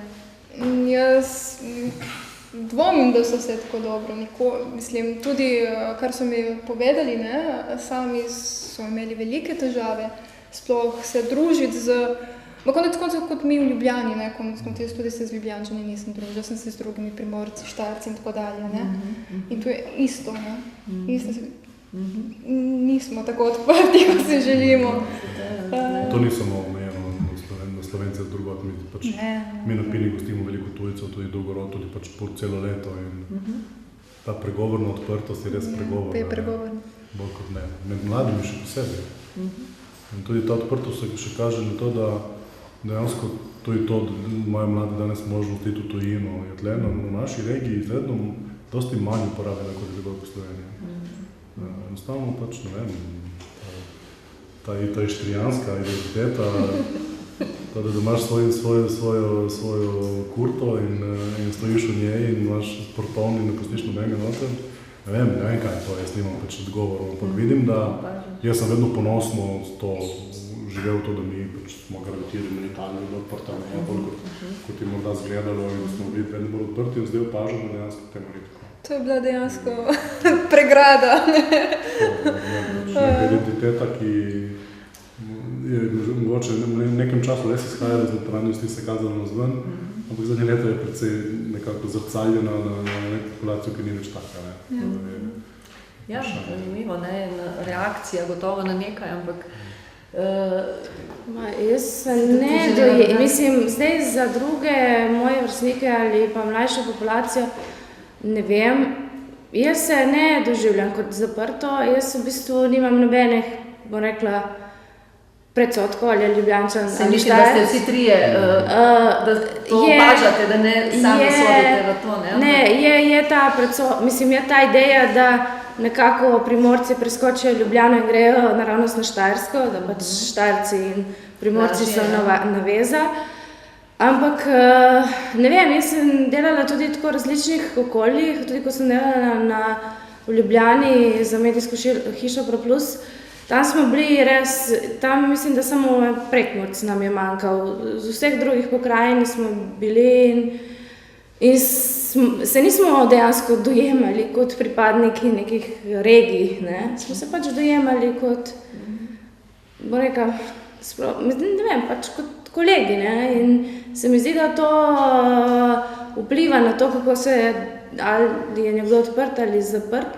In jaz edino mislim, da mladim manjkajo te izkušnje, ne? Ker marsikdo bi imel možnost zaiti, kot je rekel, izkoristiti kakšno tujino, kaj takšnega, ker ti pomaga, da se odpreš. Pa ali je prenaporno urejati papirje, ali ne vem, porabi denar za kaj drugega, ali ne vem, ali jih je strah. Smo bolj mediteransko leni, če izhaja, ali ne. Počamo vedno tam. Pač najlažje biti doma, ne? Ampak je pa res, da te stvari pomagajo, ne, pri tem odpiranju, ne. Se jaz ne pravim, meni je zanimivo točno to, razvijaš v teh stvareh, jaz se gibljem v krogih ljudi, ki so totalno različni od tega, kar tle razlagajo. In to se mi zdi pač pomembno tudi opozoriti. Ne moramo, mislim, če bi izhajal iz tega, kar vidim jaz okoli sebe v svojih krogov, bi rekel, da to je wow. Ko gledam, ko grem po srednjih šolah, ko delamo projekte, ko se soočamo z ljudmi, ki ne pridejo sam k nam.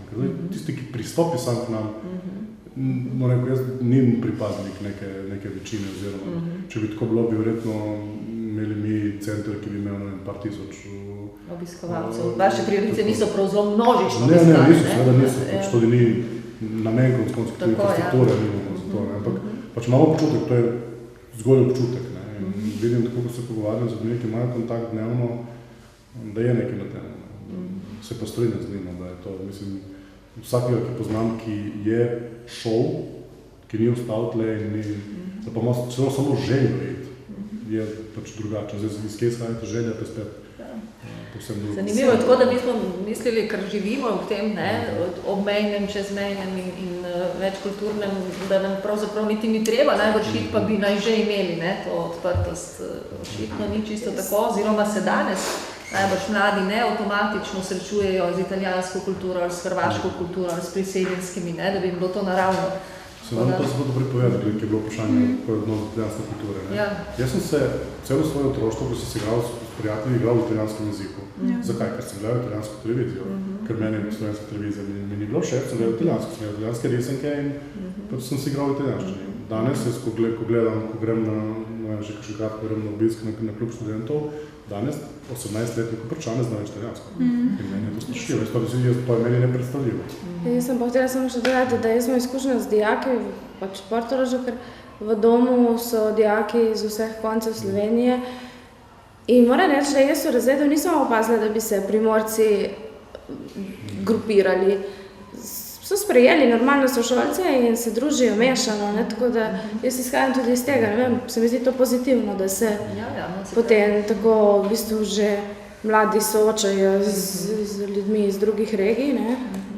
Tako da, ne vem, nisem opazila, da bi bili, bom rekla, z tega vidika zadržani in ne sprejeli Ljubljančane. Imate vi kakšne konkretne izkušnje? Imaš ti, Mirna, ki si omenila? Ja, mislim... To nesprejemanje, ne, iz drugih regij.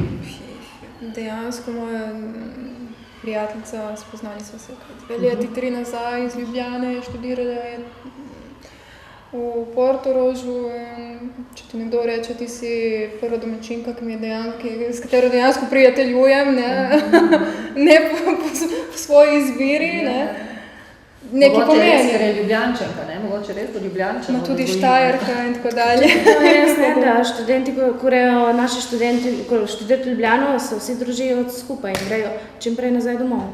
Ja, no to je pa že od nekdaj. Ja, no, gledajte, zdaj so nam trije gostje dali kar nekaj istočnic, najbolj tudi so nas malo presenetili, tako kot smo upali, da nas bodo, tako da bi zdaj kar predali še publiki možnost, da kaj vpraša, pove izrazi svoje vtise, prosim. Ja. Jaz sem moram odgovoriti mislim, da zdaj, ki smo s to tehnologijo prišli tako naprej, da imamo z enim klikom, imamo lahko milijon ljudi okoli sebe in jih vidimo in jih slišimo in jih slušamo, če jih slišimo.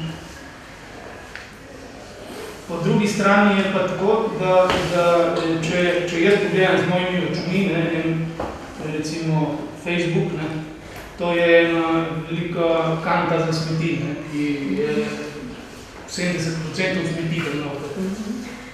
In če zdaj mladi ustvarjajo neko mnenje preko Facebooka, vlečejo kakšne informacije z Facebooka, Bog mi pomaga. Se mi zdi tako, zdaj, da vidim en tak krog, kot da odkrivamo hladno vodo ali toplo vodo, ne vem, kako rečejo, da je v bistvu edini pristen stik tak, kot je tle. En pogovor, misel me vedno napeljuje na pisma, ki smo si jih pisali nekoč. Pustimo računalnik. Pisma, znamko in tako naprej, ki je, tisto pismo je nekaj pomenilo. Smo ga napisali in poslali. Ko vzamemo računalnik, pišemo in 100krat zbrišemo, pa 100krat spet napišemo tiste črte in spreminjamo tisto, kar smo prej mislili, ne mislimo več. In tako ni več enega osebnega, pristnega stika med ljudmi. In tako da prej, kada ste začeli govoriti o razlikah med mladimi, joj, če najdemo dva enaka, rad bi jih srečal. To je itak, ampak je pa razlika, da ne pišejo več teh pisem, to je pa dejstvo, da ste jih piše pisal, oni pa niso več. Vse zato pa je, da mimo vse te tehnologije se vračamo spet na neko izhodišče, ki ne bi bilo to, recimo ena okrogla miza, pa en pogovor, eno srečanje na trgu, tam gremo na kavo in tako naprej. Ampak to mene zanima, kako gledam mladi na te smeti, ki vsak dan srečujejo. Ne, kot sem že rekla, jaz prej, jaz bi v šoli uvedla kritično računalništvo, ker te ne učijo samo strojepisje, ampak te učijo selekcionirati informacije, ki jih dobiš na Facebooku, ker, mislim, to je milijarda informacij in nemogoče je niti, da kritična oseba zna vse izbrati prav. Kaj šele mladi, ki v bistvu nimajo nobene podpore od nekoga, ki bi jih usmeril z tega vidika. In jaz mislim, da v bistvu Facebook in e-maili so samo drugi način komunikacije. In tako kot so nas v šoli učili pisati pismo in smo dobili tisto formo, tako napiši pismo prijatelju ali karkoli, tako bi morali zdaj v šolah. Tako napiši sporočilo na Facebooku, ne vem, jaz je tako zdaj malo filozofija, ampak si predstavljam, da bi mogli iti vzgoja v to smer, no, ne vem. Jaz bi pač samo povedal to, da meni se zdi, da tudi, ne vem, 100 let nazaj je pač nekdo verjel, da Bog obstaja, nekdo ne. Zdaj, zakaj je nekdo verjel, da Bog obstaja, nekdo ne, so razlogi verjetno ogromni. Isto je danes. Nekdo na Facebooku je ogromno smeti, nekdo verjame nekaj, nekdo verjame nekaj drugega. In ravno tako danes si pišemo pisma. Samo da si napišemo eno na teden, si jih pišemo 20 na dan.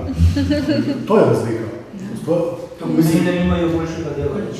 Količina je, multiplicirano se ogromno. Mislim, vse je vprašanje vedno isto, vsaj zadnje, ko rekel z nekaj filozofske, kaj je resnica tle, ne? Ali imam 3 možnosti, ali imam 3000, mene to kogane, pač iščem resnico. In točno to, ko smo se pravili na začetku skušamo delati, ne? Dati ljudem zavest, da je pač ta doba hiperinformacije problematična in načine kako filtrirati. Sigurno Facebook je daleč tega, da je celo več mogoče, kot ste vi v meni. Ampak ja, je pa res, in tle se absolutno strinjam z njim. Kaj se je dogajalo? Ko smo imeli mi časopise, ko smo imeli televizijo, so bili vedno uredniki zadaj. Vedno je nekdo rekel, kaj je tista vsebina, ki bo šla naprej. Ali je bilo to dobro delno, slabo delno, je potem drugo vprašanje. Danes človek, ki gre za računalnik, je sam svoj urednik. In na internetu so stvari, na internetu lahko ti prebereš na portalu, da holokaust ne obstaja, da to je izmišljeno. Ali pa pač samo en primer absurdnosti tega, kar je. In določen procent ljudi vzame to za resnico. In tudi bi šole, ne? In to zmanjkajo starši, ker ne vejo, kaj dela otrok za računalnikom. In to je recimo tisto, kar se jaz najbolj bojim od tiste generacije, ki sem govoril prej. Kaj bo prišlo, ko bo to postali odrasli, ko bo to postali odločevalci? Jaz pač nisem nek optimist, po naravi. Jaz sem se kot novinarka ukvarjala z nasiljem med vrstniki in nevredno koliko se je povečalo nasilje preko interneta, ta bullying, da so bili potem tudi samomori. In dejansko problem je, da starši dajo otroku računalnik, ko je star, 5 let, in otrok od takrat naprej je sam z računalnikom, brez nobene zaščite in mimogrede pade, kakršenkoli slab krog, to je na računalniku najlažje najti slabe stvari.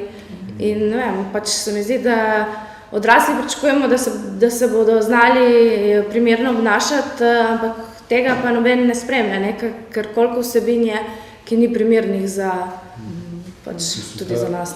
Internet ima zelo konkretne že posledice. Recimo, ne vem, koliko spremljate. 2 zgodbi sta meni zelo, bom rekel, tako, na rdečo luč je vse užgala alarm. Zgodba o teh chemitrailsih, o teh sledeh od letal in zgodba o vedno bolj močnem boju proti cepljenim otrokom. To so 2 zgodbe, ki so zrasli na internetu. In jaz sem človek, ko si ustvarim stališče, rabim informacije. In grem po informacije tam, kamor so neki strokovnjaki, ki pač jim zaupam. Na temu temelji to, da sploh lahko preživim, ker če ne bi se rekel, že bi se metafizično naredil samomor. Če pač rečemo, da vsi strokovnjaki so skorumpirani in ne znajo nič, nima smisla. In pač v glavnem to so 2 zgodbi, ki so zame izmišljotina, totalna, ampak zaradi interneta, zaradi tega, ker se zgublja zaupanje v neko strokovnost, neko verodostojnost stroke, dogaja to, da ljudje nehajo cepiti otroke. Dogaja se to, da če bo to šlo naprej, bo prišlo tega, moja žena je mikrobiologinja, bo prišlo tega, da bo, otroške bolezni, ki so zdaj iztirjene, se pojavijo nazaj. Ker če bo dovolj široka masa velikih niso cepljeni, bo virus prišel nazaj. To je osnovno, to je, mislim, ne rabiš biti doktor znanosti za to razumeti. In to je internet, to je točno internet. Tudi te teorije zarote se krasno lahko širijo. Ker sam človek za monitoring zbira in pač tle je cel background, koliko je človek sposoben kritičnega premisleka tega prebere. In to je Nina pa tle zadnje rekla eno besedo, ki je meni kar kot cijena, je rekla vzgoja. Govorimo o izobraževanju, vzgoja je zanje v šolah ni reč. Evo, zgoniteljica. Toliko tem, toliko vprašanje, toliko idej, ampak zdaj samo mogoče 2 to uspela povedati. Prvo, to, kar se zdaj nazadnje je rekel. Zadnji sem poslušala Juhata na tem srečanju, zdaj prejšnji teden srečanju vzgojitelja Slovenije in ravno to tako poudarja, pravi, izobraževanje in vzgoja. Izobraževanje ne poteka 5-6 dni v tednu, je rekel, tako malo karikirano. Vzgoja se dela vsak dan. Pravi, in izobraževanje brez vzgoje je lahko smrtno nevarno. In to, kar ste zdaj povedali, internet brez vzgoje je smrtno nevarno. To je ena stvar. Drugo sem pa reč to. medgeneracijsko, ne. Tudi tle se veliko dela, recimo te projekte simbioza pa to. Tukaj so res, bi rekla, niše, kjer je treba delati, stari se učijo od mladih, mladi od starih, to povezovanje. Potem internet angažiranje množic, to, kar ste zdaj tudi rekli, tudi recimo tisti projekt Očistimo Slovenijo. So velike pozitivne stvari, zelo hitri so potenciali. Jaz sem danes napisala prej popoldne za hec na Facebook. Joj, en dan nisem na Facebooku in sem zamudila polno dogodkov. In res je, spregledala sem včeraj tvoritev Jeffa, sem da jezna sama nase. In če ne bi šla zdaj pogledati, bi pozabila, da je danes to.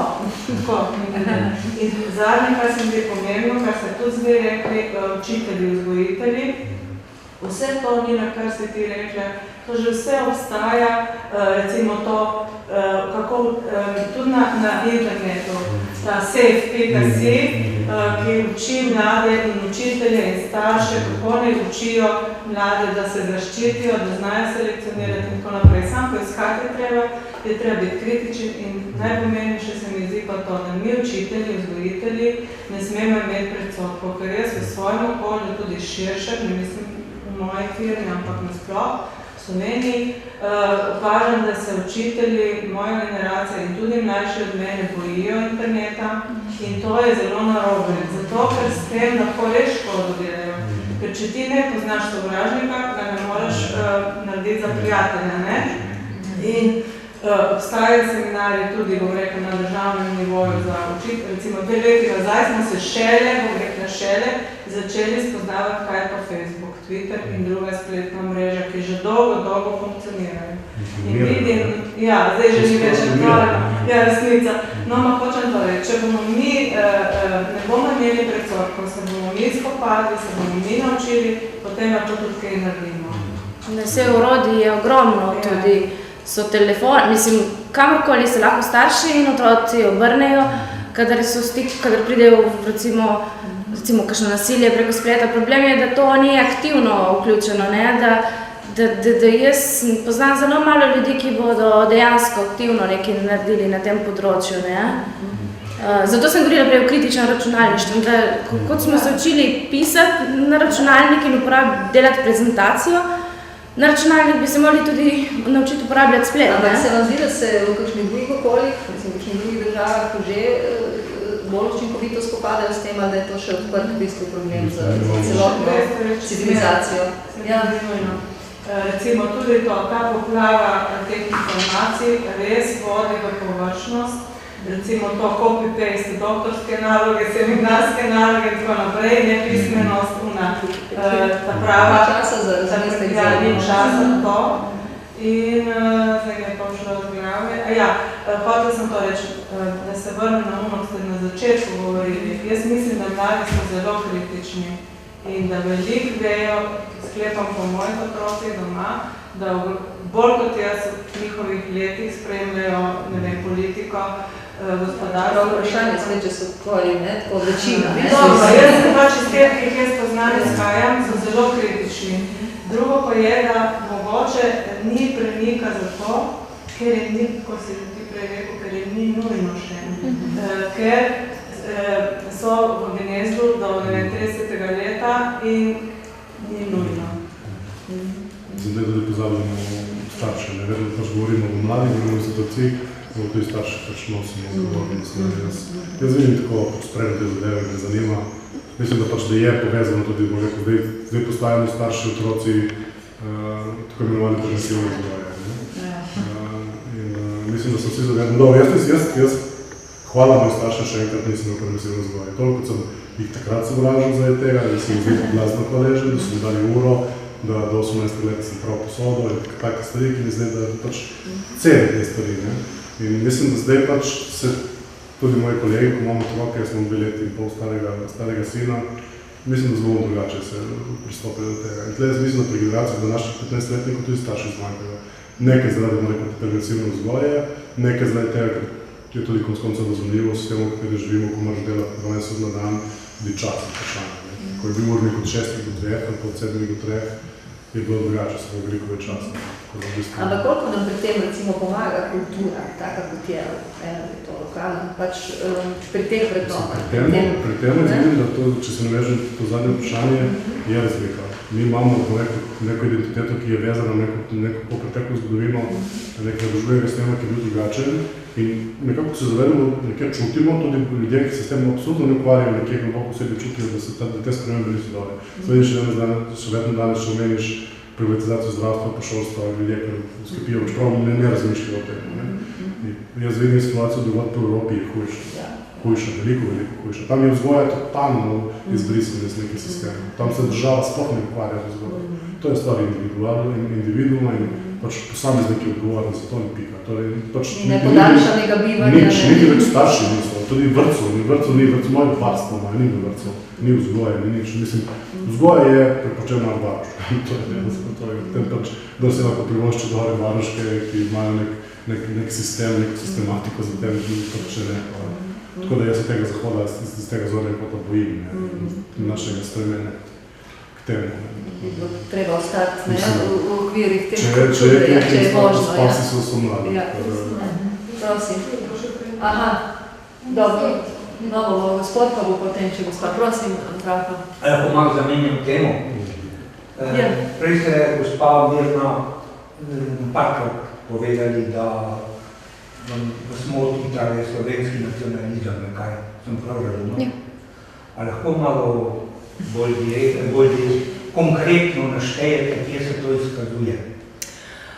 To je čisto osebno, mogoče samo zaradi tega, ker jaz sem čisto regionalno usmerjena. Nimam nobenih konkretnih občutkov, pripadnosti, ko zagledam slovensko zastavo, ko zagledam nacionalne simbole, slovenske in hrvaške, da se ne motim, da ni pomote, resno ne.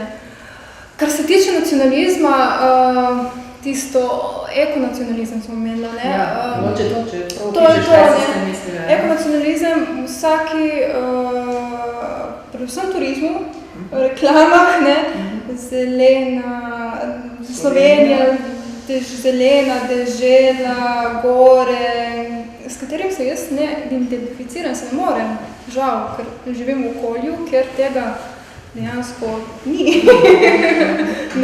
To me zmoti. To je propagandno geslo, ne? Ja. To med propagandnim geslom in nacionalizmom je vendarle so stvari tako, ne? Je vendarle precejšnja... Ni precejšnja. Kaj? Ekologija, ekozadevice so itak splošno po vsem svetu, ne? Kaj se kot pravi? Tudi Amerikanci so ekonacionalisti. Jaz mislim, da je tu problem komunikacije in vedno se tu tvorijo zgodbe, ki so, če nastajajo iz enega jedra, lahko zelo nasilne, če tega ljudje ne sprejmejo za svojega ali pa ne čutijo za svojega. In zato bi bilo treba po moje te zgodbe zelo delati tako zelo z občutkom za ljudi, s tem, da znamo prisluhniti. In zdaj na zadnje tudi ta projekt, prav želja, da se to naredi, ker tudi sama, čeprav si, bom rekla, prizadevam, da bi pravzaprav prišlo do enih takih zgodb, katere bi verjeli, ker se mi zdi, da so potrebne, ampak vem, da jih ne moreš delati in ne smeš delati tako, da jih čutimo kot nasilne. Se mislim, da ravno ta propaganda ima zelo kontraučinek. V smislu, da pač mi delamo napredni tudi projekte z področja trajnostnega razvoja oziroma sonaravnega razvoja. Dejansko Slovenija, koliko se propagira v tej zelenosti, v tej naravnosti, v bistvu zavest Slovencev o trajnostnem razvoju, že če gledamo reciklažo smeti, je zelo na nizki ravni. Ampak vsi se rad pohvalijo na to, kako imamo lepe države, kako mi skrbimo za to, kako smo mi pridni in pametni. Samo to smo mislim, da smo zdaj zelo tam. En umestni. Sem bila ta vikend v Bruslju, prestolnica Evrope.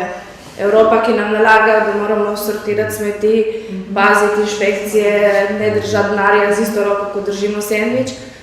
Bruselj je jaz da so ga včeraj pripeljali iz, Afrike, ker tam noben ne upošteva evropskih priporočil o sortiranju smeti, ne ukazujejo. o temu, da ne smeš, da moraš nek standard higienični vzdrževati v restauraciji, ne. Tako da se mi zdi, da Slovenija je z tega vidika, da smo kar pridni, no, ker jaz sem bila, ne vem, no, jaz sem bila kar tako, bom rekla, saj sem že živela v tistih koncih, ampak tako, zdaj, ko sem prišla tja nazaj, sem bila kar malo negativno presenečena nad tem, da kako nas bombardirajo iz Bruslja z nekimi direktivami in ne pometajo pred svojim pragom, ne. Dobesedno. Ja, in tako da... Ja, evropska birokracija je v posebnem globu, kot veste, ker verjetno je to lepo. Smeti sortirajo samo v parlamentu.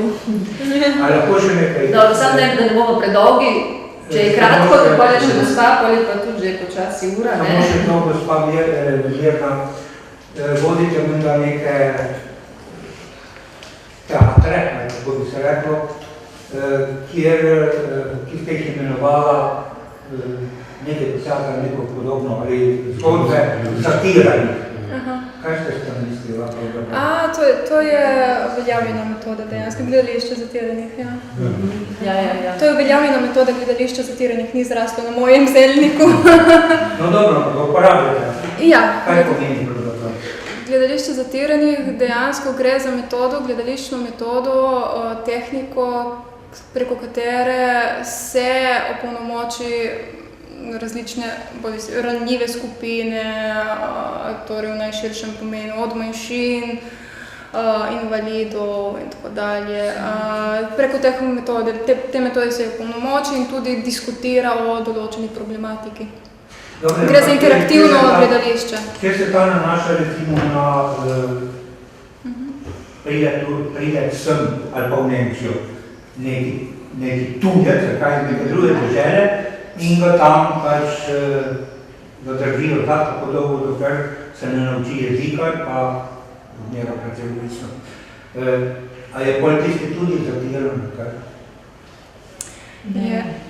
Imam enega fanta, torej poznam, ki je 7 let živel tudi v Kopru, delal, in se mi naučil ločiti v slovenščini dvojine, kaj še je moški in ženska. In zakaj? Zato, ker je živo samo svoje probi. To je zapiran ali je samo kaj drugega? Leni smo vsi pomalo, smo rekli, ampak če tle lahko samo malo pomagam, gotovo ta beseda zatiran, mogoče spet lahko konotiramo tako, vsak lahko drugače razume. Mirna je razložila, da tu gre za, in jaz mislim, da smo to celo že zadnjič govorili enkrat, da vsaka manjšina, kakorkoli pogledamo, vsak priseljenec enostavno ni v enaki poziciji, kot je domačin. To, če sprejmemo, bomo veliko naredili. Hudo je, kot poznamo našo lokalno zgodovino, da so spadajo v glavnem domačini, med nje, so spadajo. Ja, seveda, jaz se strinjam, da je bilo tle veliko nasilja, ideološkega in vsako vrstnega. In zato so potem tudi, mogoče je tudi eden od vzrokov za to reakcijo, ko smo govorili tudi o tej mogoče je tudi to, gotovo. In je tudi razumljiva ta reakcija. Še gospa je želela. Se upravičujem, samo eno besedo bi gospodu še dodala, kot ste rekli, da so manjšinci, da niso v enaki situaciji. Včasih so celo privilegirani, da bi popravili, vsaj po mojem mišljenju. Ne zamerjati. Da se lahko tujemo Gravor je svet in tako ravno kot nismo se videli v Bruslu prejšnji teden, žal mi je. Res je tako, kot ste rekla, imajo pa ogromno vetrnic, ker imamo mi zaradi ene že 15 let se krega cela Slovenija, imate pa v Bruslu in v Bružu in Gentu 100 vetrnic, mogoče celo na privatnem zemljišču. Imajo ene, recimo, tudi potujem ogromno po svetu, sem navdušena nad njihovimi knjigarnimi in knjižnicami. Jaz še kaj takega na svetu nisem videla. Je to v Bruslju?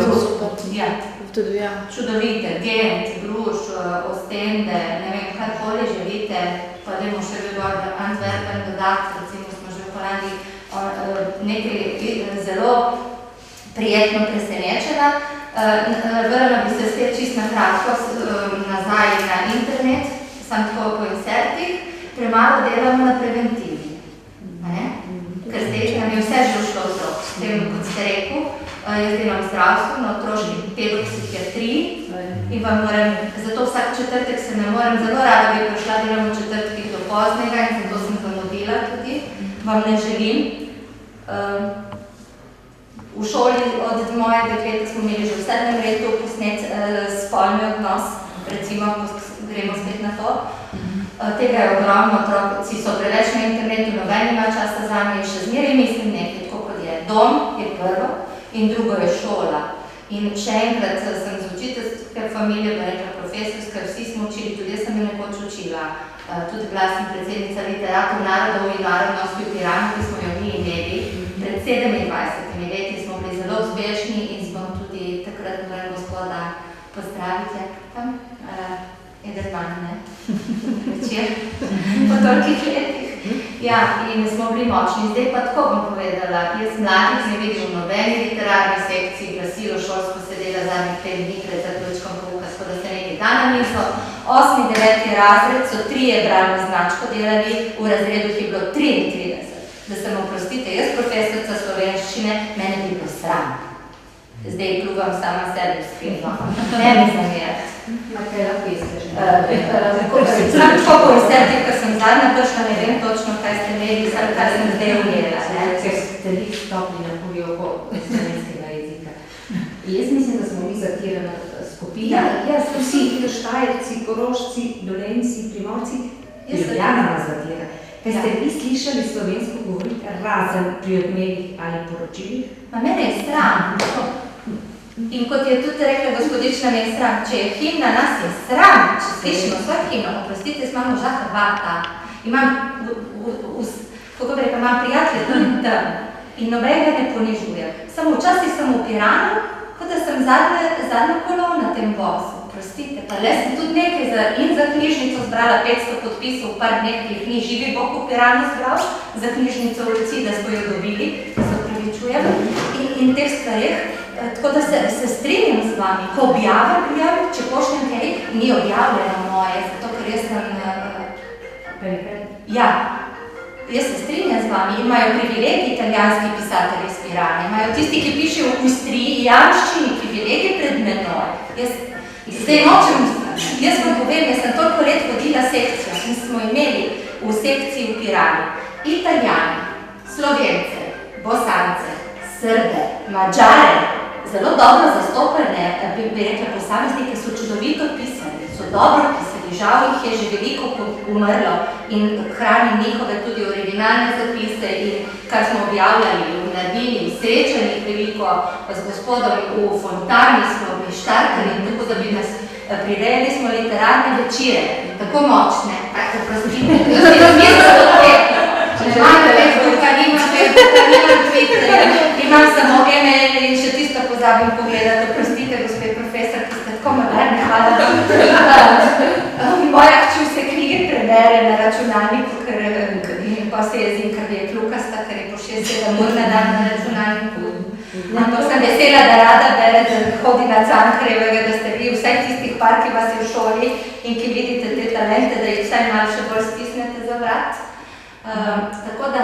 Ne, zavrati. Mislim, tako da pritisnete, da malo več delajo, no?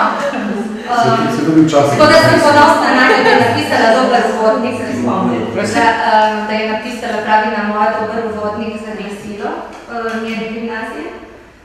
In to sem hotela povedati. Ne delamo na preventivi, tako Facebooka, ozaveščanja, mamil, vsega, kar se zdaj nabira, ampak tudi na starejših, ne samo na mulariji, bi rekla. In kot drugo, zdaj spet bo rekla, oni, zdaj ne vem, če se boste strinjali z mano, vsi nimajo kam iti. Ne mislim, mi smo včasih imeli literarne večere, neke razstave, mislim, tako malo bolj so bili neki koncerti, ker si se pol tudi pomenil z igralci, s pevci, je bil potem, recimo, so imeli koncert na trgu, potem so imeli po vloči, si lahko ga v neki dvignu roko, si ga lahko nekaj vprašal, si imel en bližji stik s tistim, ki si ga oboževal, pa je bil to pisatelj, pesnik ali pa slikar ali igralec, ne. Zdaj, ne vem. Mislim, težava je ta, da v tem poplavi informacij se dogaja to, da jaz pač delam v temu in težko rečem, da se nič ne dogaja, se dogaja, lahko ko se nekaj šepu dogaja ogromno več, želimo se, da se dogaja ogromno več. Problem tega, imamo dve skupini. Mi, ki organiziramo, pravimo, se dogaja, ni publike, publika pravi, se ne dogaja. Problem je to, da se ne dobimo, ker je toliko informacij, to, kar je omenjeno. Toliko informacij, to jim mladi ne vidijo, ne vejo, ne uspejo ugotoviti, ne imamo dostopa do njih. Mi delamo festival poezije že 6 let, delamo Bali in če gledamo publiko, presek publike so vsi na 30. 18-letniki nihče ne prihaja. Ne to, ker nekaj zanima. Ker enostavno ne uspemo. Blokirana čutila. Blokirana čutila. Jaz bi še dodala na to, da se nič ne dogaja. Mi smo imeli primer, jaz tudi prostovoljno organiziram dejavnosti za mlade, v Ankaranu, in smo ugotovili, da smo imeli tako imenovane velike igre, to so recimo lov za zakladom in za otroke in najstnike, in smo ugotovili, da se ne udeležujejo teh stvari. In pa smo začeli razmišljati, zakaj se ne udeležujejo. Pa smo rekli, mogoče, ok, gremo mi malo na njihov nivo. In smo naredili veliko lov za zakladom z pametnimi telefoni, kjer so navodila brali z barkodom. Barkoda je bila in so jo s telefončkom prebrali in so potem naprej iskali orientacijsko je bilo, tako da so bili v naravi, ampak smo se jim tako približali, da so oni uporabili nekaj, kar poznajo, za to, da so ta zaklad našli. In smo ugotovili, da je bil odziv dober, ne, mislim, bi lahko bi še boljše, ampak je bil bistveno boljše kot prej, ko smo mi naredili veliko igro na osnovi tistega, kar smo mi mislili, da je, kar je bilo za nas uvedeno. Tako da, ne vem, to sem primer. Tam je še ena roka, potem bomo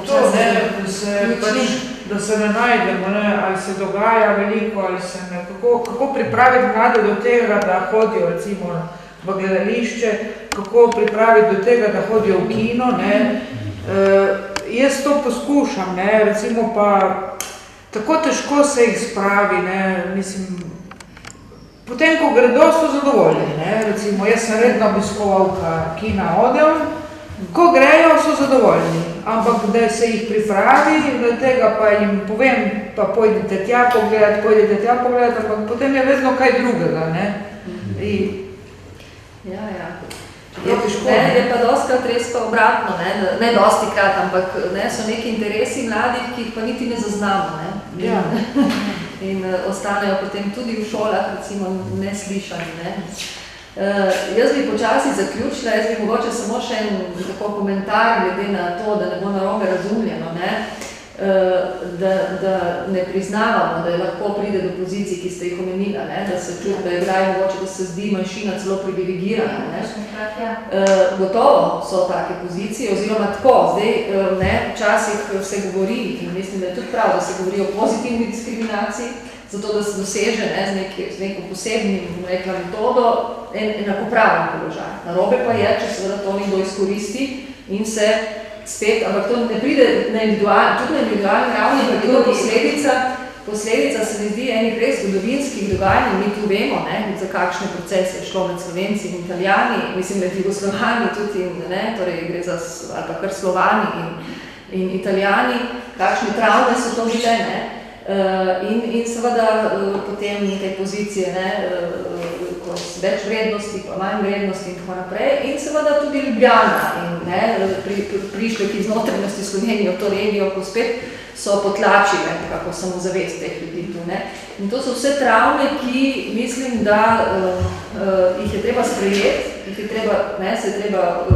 treba zavestiti, se o njih pogovarjati, in razumeti vse te pozicije. Ne moramo zdaj reči, da zdaj je pa neka manjšina kriva za to, in da ne privoščimo zaradi tega ničesar, ker smo mi. Dejansko mislim, da je treba tukaj samozavest razvijati pri vseh družbenih skupinah, pri vseh družbenih skupnostih. Ni enostavno, ker vemo, so lahko metode zelo različne in eni zagovarjajo mnenje in druge, ampak nekako težiti pa treba k temu, ker samo na tak način bomo potem res enakopravni, če se bomo vsi počutili izpolnjene, pa drugače bo vedno en več vreden in en manj vreden in iz tiste manj vrednosti bo potem prišla, bom rekla, iz ogroženosti pride potem občutek več vrednosti in tako naprej. Ali po izkrenim samo pač tam?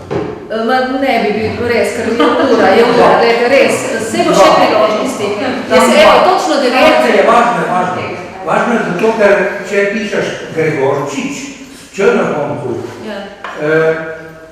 postane eden vrhunskih domoljubnih slovenskih pesnikov. Če ga pišeš brez drugega, ne veš, kdo je. Če pišeš Župančič, je to, se pravi, Kninski Srb. Če ga pišeš Župančič, je pa to vrhunski slovenski pesnik. Morda je tale, ali je krat običajni šumnik, ali je tisti takratni šumnik, kar zelo pomembno v določenih okoljih, ker tih kratkega šumnika polovičnega pri nas še niso priznali. Če tudi da je morda vsaki tipovnik. No, gledajte, to je bila zanimiva, ne? Ampak to je del te zgodovine, ki jo bo treba, glede na to, da, čeprav je rekel, ne, tu naši mladi so izpostavili, da seveda je treba gledati prihodnost, ne, ampak se zavedati, ne, teh procesov, jih sprejeti. Se napake delamo, kateri ste lahko učili. Tako, ja, ampak no, zgodovina se ponavlja. Zgodovina se pravzaprav ponavlja in se premalo naučimo. Ni še prišlo do faksa, več ampak no, jaz bi pa se zdaj navezala na to in nazaj na to, kar so nam povedali naši trije mladi gostje, da v bistvu vse zgodovina ponavlja, ampak da smo tukaj pa zdaj na eni prelomnici, ne, ki je morda malo večja kot ne. Bilo je nekaj v zgodovini takih večjih prelomnic in mislim, da je zdaj to ena res taka večja in je absolutno prav, da se tudi Slovenija, ne, kot država, ker je to realnost, tega zaveda, ne, in da bi znala prisluhniti mladim, ne, in z njimi skupaj, ne, se pravi, jih tudi pripraviti, da bodo tudi oni, ne, potem stopili v ta dialog in da bodo našli, da bomo skupaj našli pot za naprej, ker potenciali so. Mislim, da so nam že danes trije gosti pokazali, da imajo res veliko za povedati, tako da jaz bi se vsem trem zahvalila za njihove prispevke in sicer sem bila pozdravila, kaj sem gospodari vedno berem za vsakega, ne? Posebno, ja, zdaj pa že vem, ja, kaj sem se. Dobro, bomo odločili kar po vrstnem redu. Se pravi Mirna, ker sem izbrala povabljeni, nepovabljeni, globalizacija, nacionalizem in migracije od naše sodelavke Ane Kralj. Tako da upam, da ti bo prišla prav, če še nimaš. Nimam še nimaš, sem pa jo imela obvezna literatura. Hvala Mirna in mislim, da se zasluži en aplavz.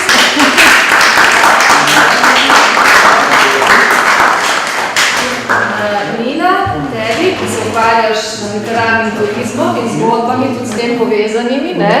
Na sončni strani turistični konstrukt podobe države. Ne? Torej, to so konstrukti, ti se s tem ukvarjaš in evo, upam, da ti bo prišla prav, to je pa kolegica Aleksandra Brezovec. Hvala, Nina.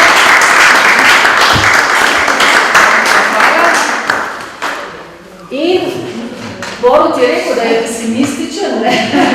Ampak no, mislim, da je mogoče v tem smislu pesimističen, kot je bila naša Polona Trapnik, ki je pripravila, torej napisala knjigo Konec umetnosti. Poznaš, imaš? Hegelci, nimaš, no, upam, da ti bo prišla prav. Ležerno večerno pravim.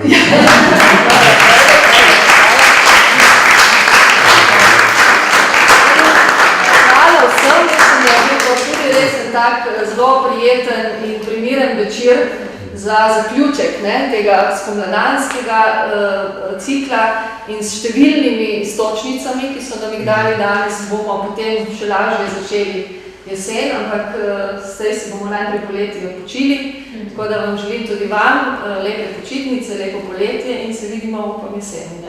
Tako da hvala.